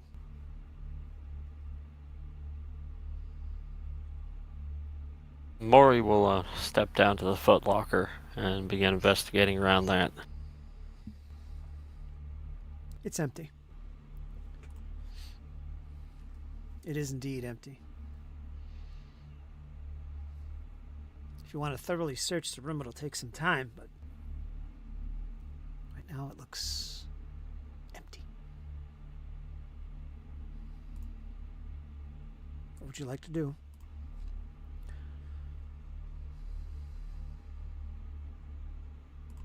Yeah, I'll search the room. Why not? All right. Go ahead. Give me a perception roll while everyone keeps watch. I'll do the Cassandra? same. Yeah, I'll do the same. Okay.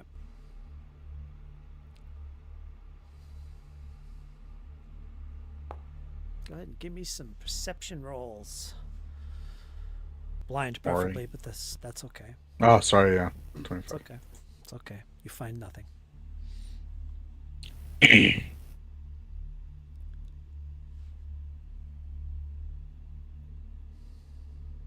Nada. It looks like it was the quarters for...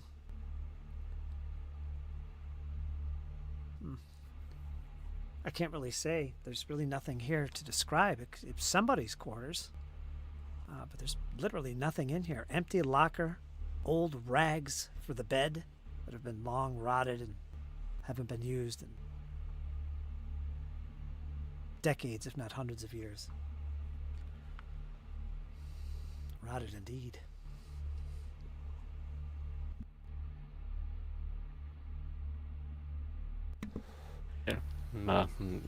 After discovering that, Maury will withdraw back into the corridor, sort of waiting on Cassandra to lead the way. Okay, Cassandra. I'll be if you back, wanna- guys. I gotta go. All right, Jesse, we'll be here. All right. We'll see you in a little bit. Okay. Cassandra, if you want to make that die roll to listen at the other door, and Yeah. the only other thing I need to know is, do you want to shut that door behind you? I will leave it open. Okay, go ahead and make that perception roll.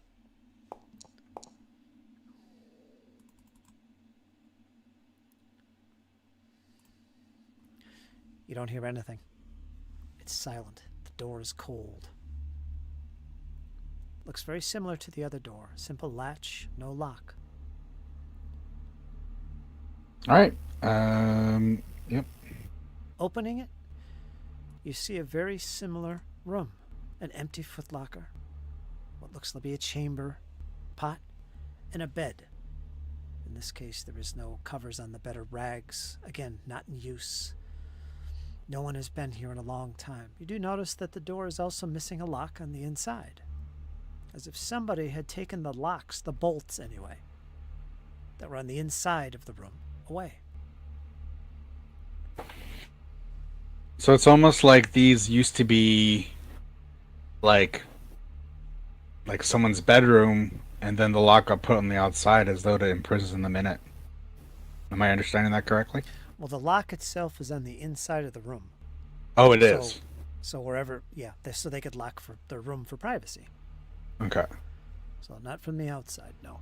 But it is missing. Okay.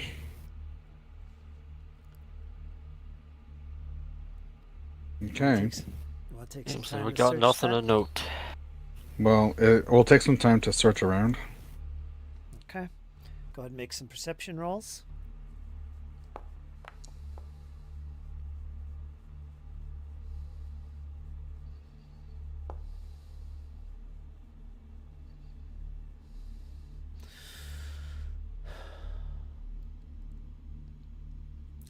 Really nothing, although Cassandra did find what looks like an old feather from some kind of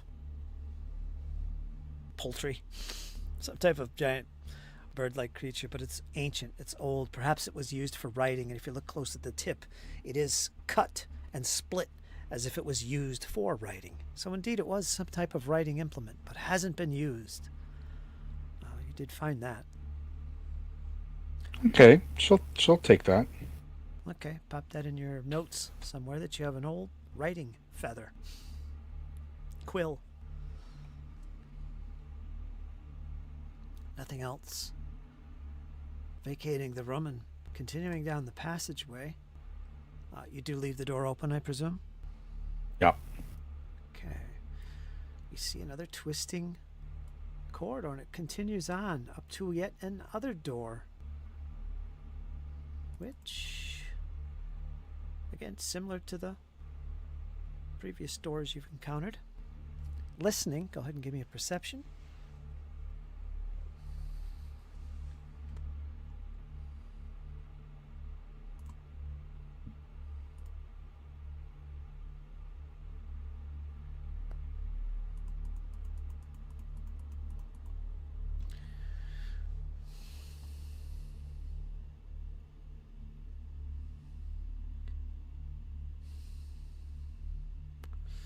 Nothing. You don't hear anything. Carefully opening the door,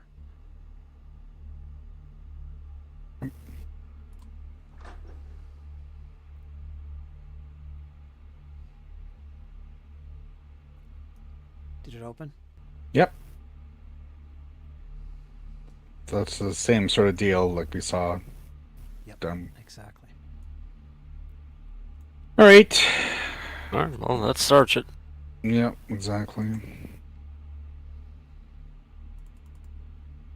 Go ahead and make some perception rolls.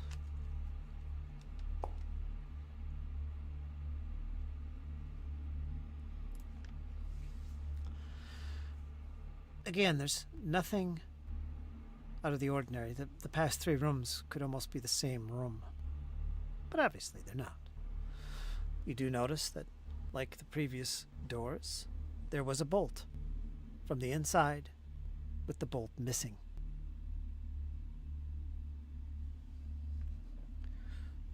Covered in dust. You don't see any other exits nor detect any secret passage, doorways, or anything out of this chamber. So, dead end. Arthur or Maury, you check the trunk as well. The chest, and you find nothing. It's empty. So essentially, the past three rooms were some type of quarters for someone. You can't tell for sure because there's no evidence left behind of who might have lived here. But it hasn't been lived in or stayed in probably decades, if not hundreds of years. It's covered in dust. You see no footprints going through here. The bolts of each door on the inside are missing. That's about it.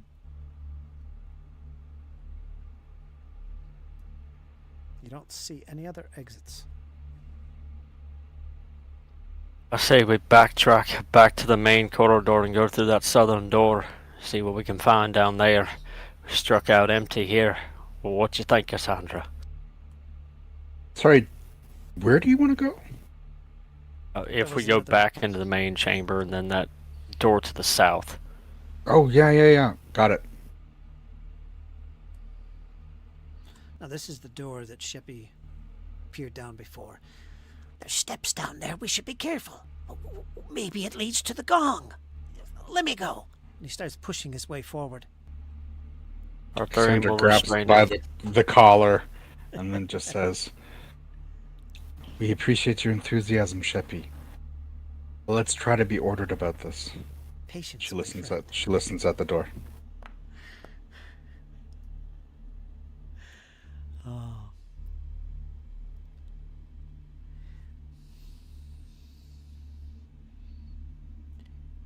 You briefly hear what sounds like a moaning sound, distant and lingering, before it fades away into silence.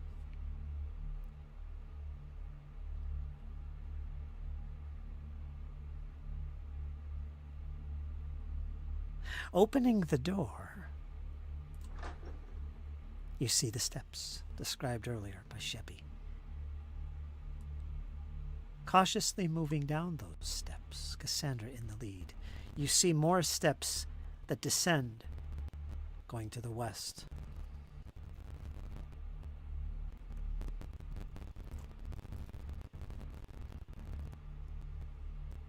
Yeah, let's go. Off we go into the depths to see what lies on the next level. Maybe. Alright, let me load this and take you there and see what happens. There's a lot of steps in this place.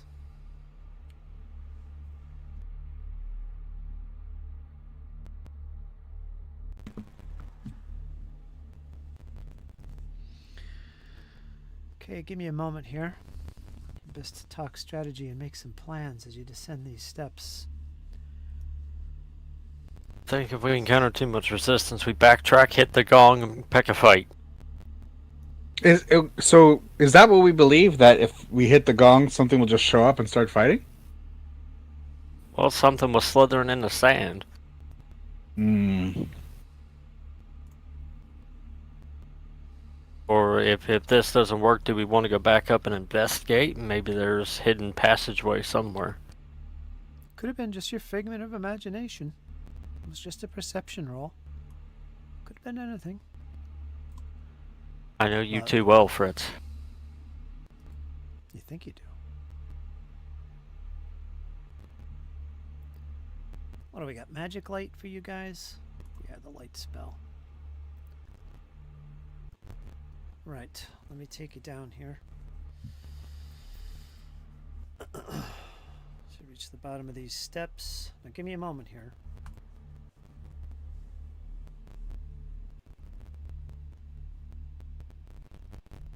Boom, you should be at the torch now. You see that?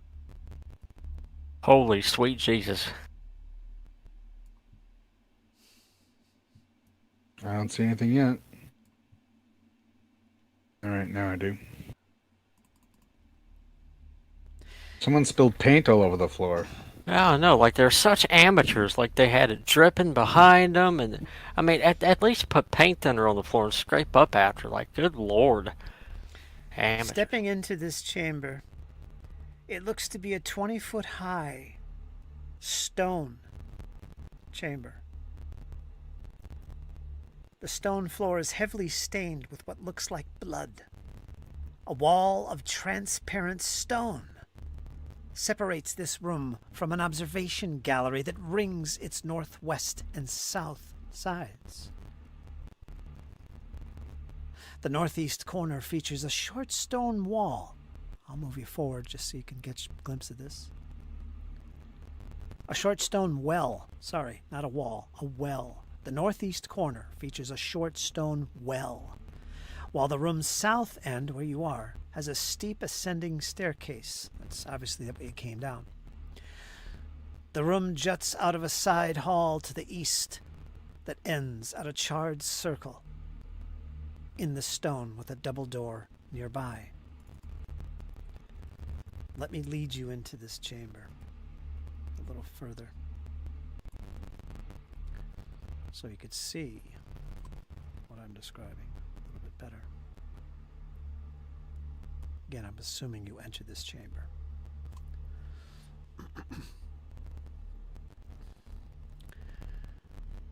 Somewhat familiar, although you're not sure why.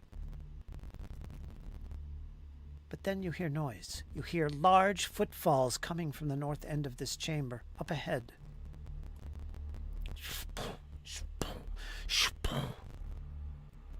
And there you see come into view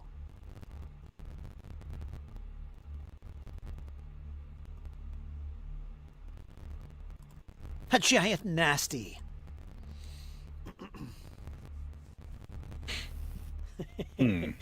Boy, he's got a nasty mouth on him. Giant bloodsucker.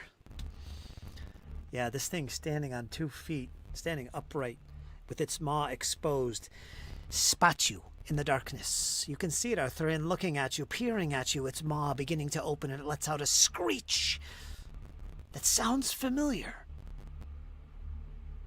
And with that, we're all going to roll initiative as it looks to consume you. So go ahead and put yourself in the tracker. What time is it? Oh, perfect.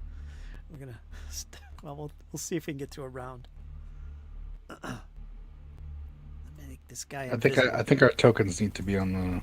Yeah, I'll get you on there. My bad. Give me a second. Let's see. We have We Cassandra. might be and calling me. a pineapples here, boys. Now, is this good for your location? I wanted to take you where I was describing, so this would be about it. I don't want to take you too far in the room because this creature would spot you. So, Cassandra, I'm going to put you, like, right where the torch is. I'm good with the placement. So let me get that out of the way. Now, when you guys roll initiative, what you'll do, don't forget you get a +1 because of that. Well, The scouting. yeah, because you're watching the front. Behind, we got Sheppy.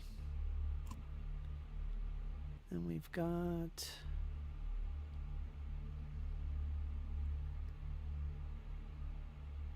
Maury. No.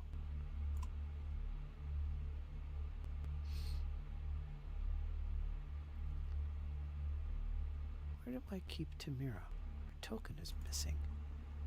Tam. Come on, Tam. There she is. She goes right there. And she's got the light spell. Whoops, not you. Let me turn that off. Boom. Let me make this visible. Alright. There. So you guys are all in your marching order when this occurs. And let's go to the initiative tracker. I see everybody but Cassandra. Yeah, I need to roll initiative. Oh, whoops. Wrong one. Let me put you We in both the scored a 27, Fritz.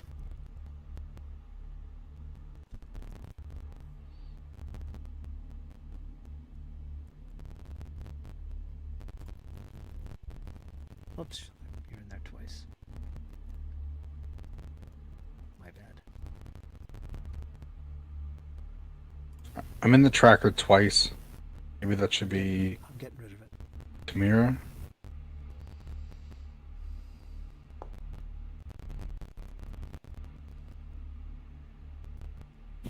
Oh, this is getting slow again. What happened?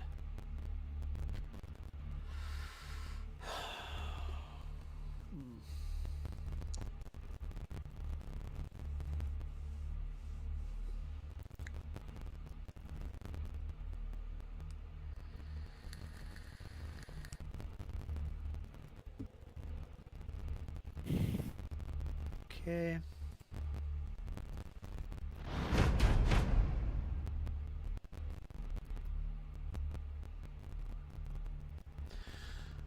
All right. Let me see. Is this going to be playable here? Since I've been at this map, it's moving really slow. What time is it? Let's see if we can get through one round. At least. Then we'll take pause. Creature's up first.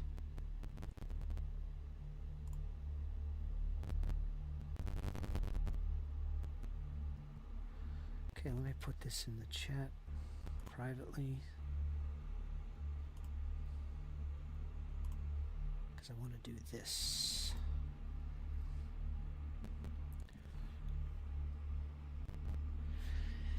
As it peers at you, Cassandra, it catches eyes of you, and its maw half open, it widens even further, and it begins to screech this loud noise. You're very compelled to grab at your ears. I need you to make, well, everybody that's caught in this cone. Let me see. 5. Everybody is going to be affected by this screeching noise from this creature. You're going to be making a basic savings throw. So let me roll damage first.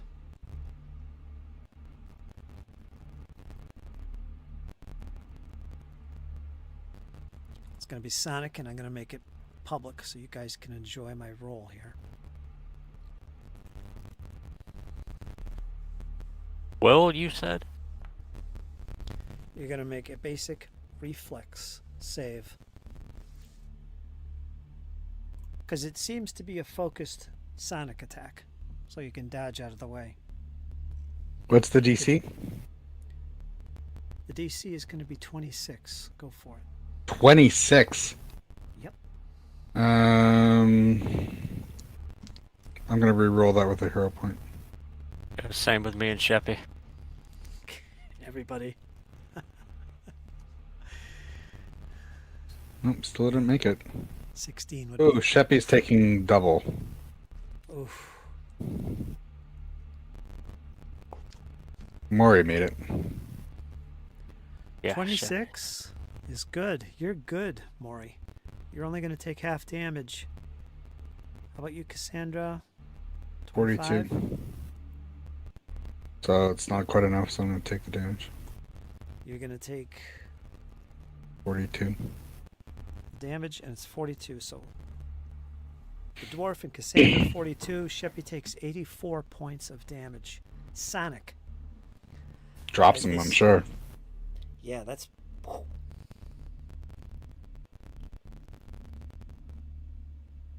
Yeah, he's down and out. I'm calling pineapples. I'll get Sheppy. Let me make a save for Tamira. You're calling pineapple already?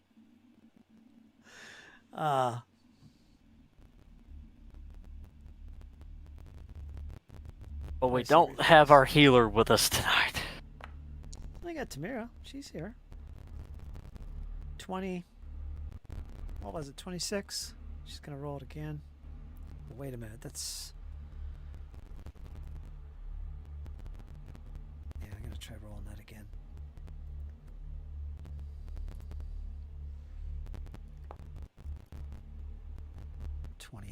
There. So it took half damage. Oh, wait a minute. If you were successful, you're going to take half damage. Yeah, I wasn't half successful. damage. I wasn't successful. I rolled a 25. Were you So I successful? took 42. Maury? Yeah, our third aim was, yes. All right, so it's half damage. So not 42, but you're going to get back. I saw you took 42 off, but you took half of that. So give yourself 22. back. Yeah, 22 points. Tamira's successful, so she's going to take 22. Shouldn't it be 21? Half of 42 is 21. Yes. 21, not 22.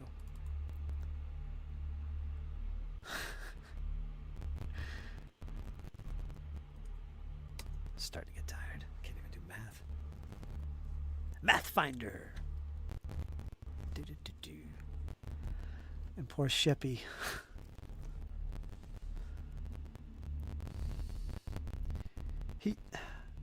Never mind. And for my next trick,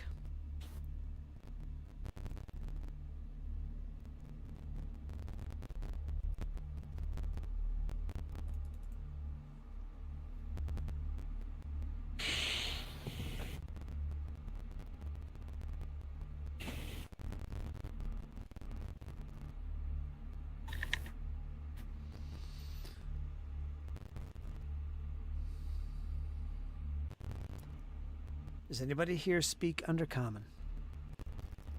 Not me. I I do. would imagine Maury would, yeah. I do.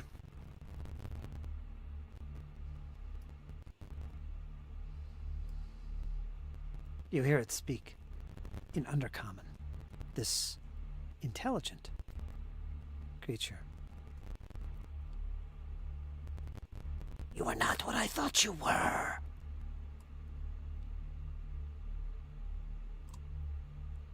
And it disappears around a corner out of sight. Before it can move, Maury will reply back in Undercommon. We mean you no harm if you don't harm us. Would you like to stay and talk to me for a moment? It disappears. I'm going to take away your reaction for that. But it disappears out of sight. Who's next? Maury. Oh, you were up next. I'll give you a reaction back then. Your turn's next. Yeah, Maury's gonna look to the group. It spoke in Undercommon. It said it did not. We did weren't not what what? it expected to find. Sheppy's dying? Yeah, let's grab Sheppy and withdraw. We can come back later. It doesn't appear to be hostile. And I'm going to...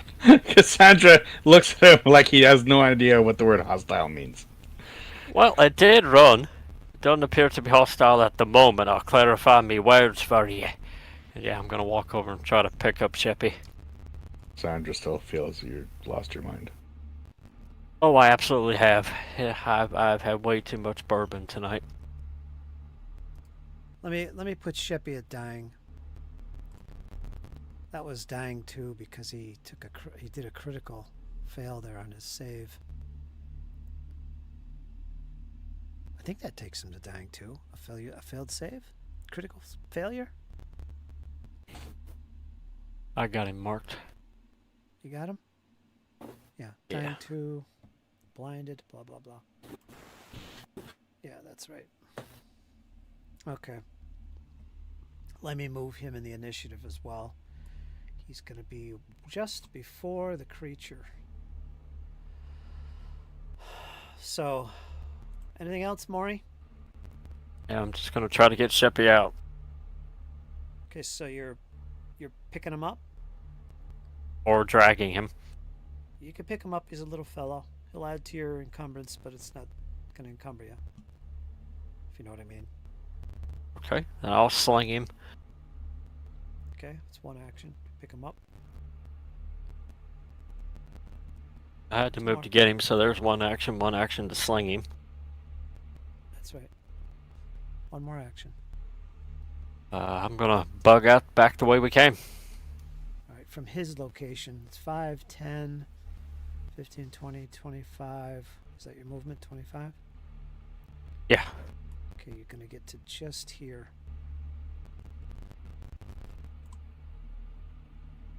Right at the exit. Okay, you're done. We're gonna go to Cassandra. We'll finish the session after this. You guys can talk about what's going on here.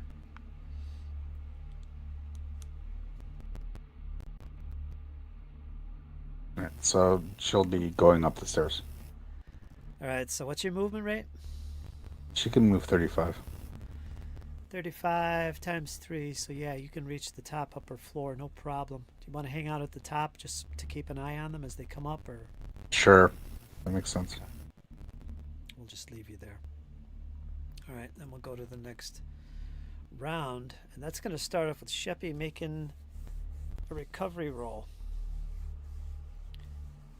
So I think I'm going to leave that up to him. Well, it's can hard. can Tamira not cast Stabilize or something? It's not her turn. Oh, wait, I thought you said next round. Where is she in the... Oh, I didn't Yeah, roll I think her. we completely skipped her. Jeez. Yeah, well, I'm going to give her a chance to do that. Let me put her in the tracker and roll initiative. Totally skipped her. That's me. Okay, she got a 27. So she would be right after the creature. But after me. Well, but before me. So she would have stabilized them first then. Yeah. Stabilize? Is that a cantrip she has? Or even at this point, a heal spell. I mean, She's one or got the other. She's got stabilize, 2 actioner.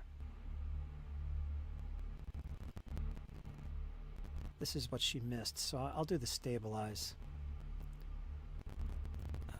It's a cantrip, so why not?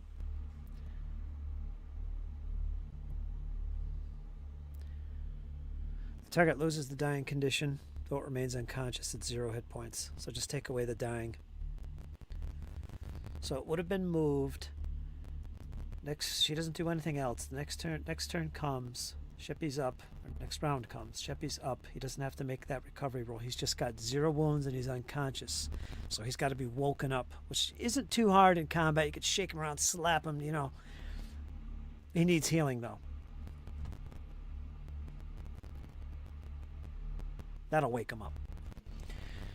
So, yeah, he doesn't have to make the roll.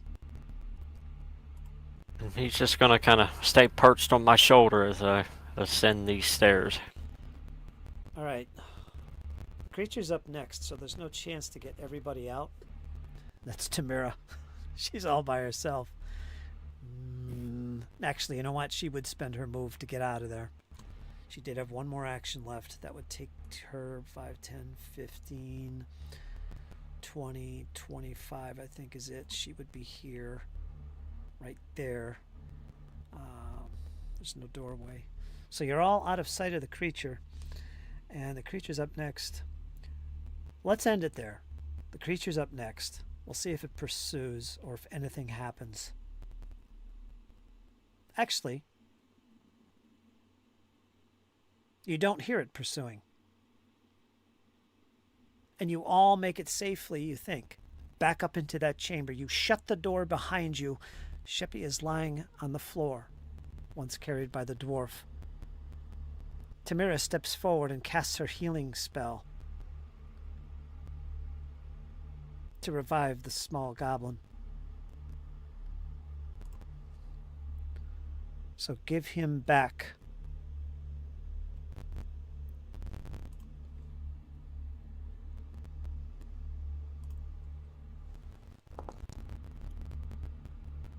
"29 hit points by Serenray's grace." Her hands begin to glow as it touches the goblin's body, and suddenly he begins to quiver and to shake, and his eyes pop open. Sheppy's back in action. All right, so leave your tokens where they are. I'm going to put you back on the other level, and then we'll end the session. For all intents and purposes, that encounter has just abruptly ended. So you made good your escape.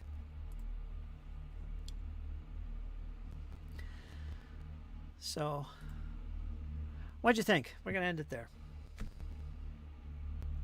I think we can negotiate with this beast. I don't know why you think that. As soon as I spoke to it, it turned off and ran. Like, I mean... No, it didn't run. It casually walked away because we were no threat to it. Yeah. Exactly, and as long as we continue to not be a threat to it, it might hold some pretty interesting secrets. I should be clear that when that creature moved out of sight, it didn't look like it was running in fear or confusion. It looked like it was slowly backing away out of sight. For all you know, it was waiting around that corner to surprise you. Just out of sight. Yeah, but it said it wasn't what it was expecting. That we weren't what it was expecting. That's curious to me. Mm-hmm.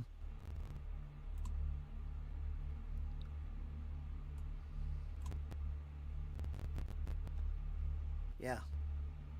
It is intelligent. I think this might be one of those fights where we talk our way out instead of fight our way out, because that thing hit like a Mack truck going 55 miles an hour. Everybody make a recall knowledge.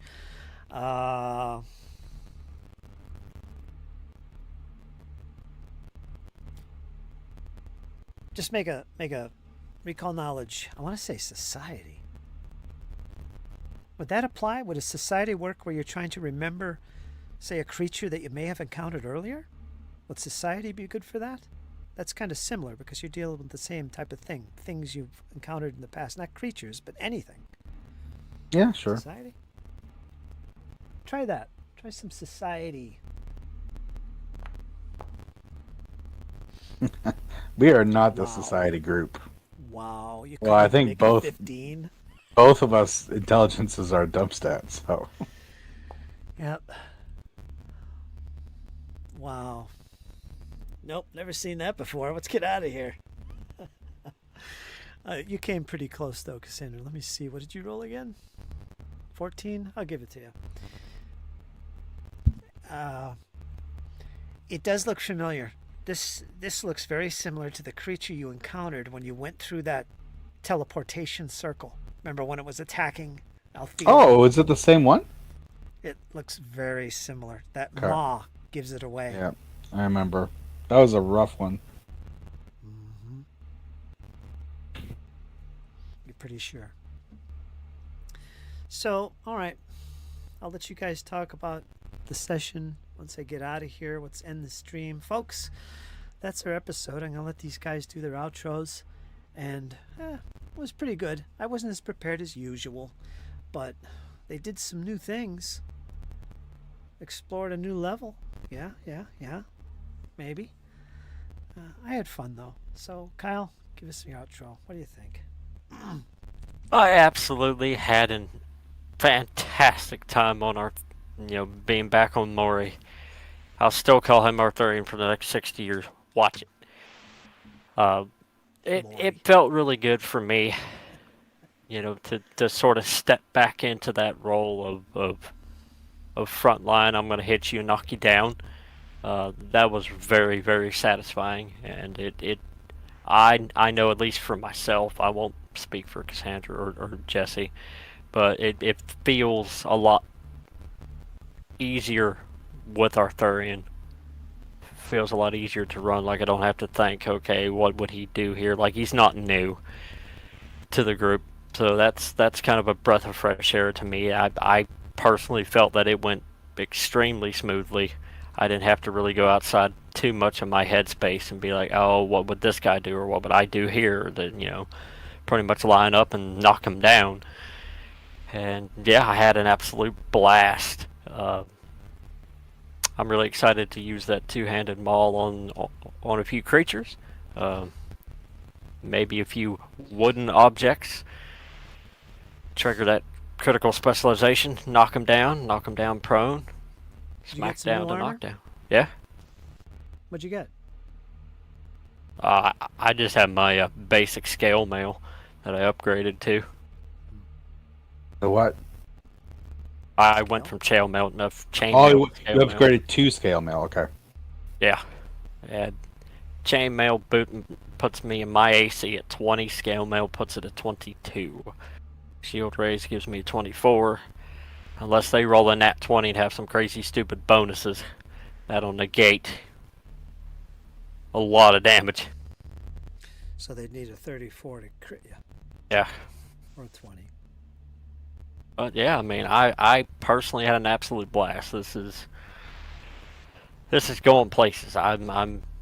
Yeah. I was kind of on the fence about who I wanted to go with, but yeah, I'm locked into Arthurian. That was a lot of fun to run him, to see what he's doing. Okay. And then that creature throwing me a loop at the end. I wasn't expecting it to talk. Yeah. Me neither, actually. But yeah, that's what's going on. All right, Kyle. How about you, Cassandra? What'd you think? I am also glad that Arthurian is back, because without him, we didn't really have a very high accurate, tanky guy with a lot of hit points. And Cassandra's more of a skirmisher. She's not as accurate, but she can move in, hit, and move out. And without Arthurian there, no offense to the War Priest you brought in briefly, that just wasn't going to fly. No, so, not at all. Yeah, so I'm very happy, and also Cassandra's happy Arthurian is back. She was very worried about him. She saw. You guys are gonna have to forgive me. I forget the name of Dizzy's gunslinger. Alessandra. Alessandra? Yeah, she died, and then Arthurian went missing, and it was just like, whoa, these are all relationships. These are all new relationships to her, and the idea that they just end just like that was freaking her out a little bit. So she's very happy to see that Arthurian is hale and hearty. She just has a hard time expressing the emotions because she's so socially awkward. But yeah, so it was fun. It was fun to fight side by side with Arthurian and Sheppy again. Yeah, I'm calling him Arthurian too. Sorry. To fight alongside Maury and Sheppy, and it was fun seeing Sheppy bust out a cool and fun spell. That was cool to see. I hope he does more of that. And so, Jesse, when you hear this, gave him an extra hero point for that. I loved it. Jesse, when you hear this, please feel free to unload all your best spells all the time. Well, that's funny that you were saying that because I had his spell list pulled up and like I was reading through the spells and I'm sort of giving hints in my own way, sort of almost like I got my mouse cursor just going frantic over the spell that I think would be really appropriate there. And he goes, "Oh, Searing Dive." Because what Yeah. I thought it was and what it actually was two totally different things. That's why yeah, magic users and me don't get along. Because I just start throwing out spells. Hey, that sounds cool. Do it, without really looking at it. So I mean, and he chose Searing Dive there, and got the kill in spectacular fashion. Um, but sort of also to echo your point, Cassandra, I also find that it's kind of a lot easier to RP with you guys. Being as Arthurian's been around you guys so much more. Like it's not that situation where me, the player, has to be like, oh shit, I don't know that. But I know that, but the character doesn't know that. So he's got to play blind, deaf, and dumb. Whereas with Arthurian, it's oh yeah, I remember that. Yeah, that's it. The continuity is better too that way. Yeah, I Yeah. agree. So that was fun. It was. Let's shut down the stream here. And folks, we'll be back again. We got episode 62 coming up next Sunday. We'll see. We'll get this broadcast live again. Hopefully, I'll pay attention to make sure that you're not looking at a blank screen. Had a good time. We should have a full roster next week. Rachel will be back, Dizzy, and we're gonna have some more fun. We're gonna bring in the Rogue, bring in Althea as well. And I'll see you guys soon. Until next time, folks, you guys hang in there. And you know why? It's only gonna get better. And also give this man a big round of applause. Oh yes, oh yes. I appreciate that, Kyle. I need you guys to do it though.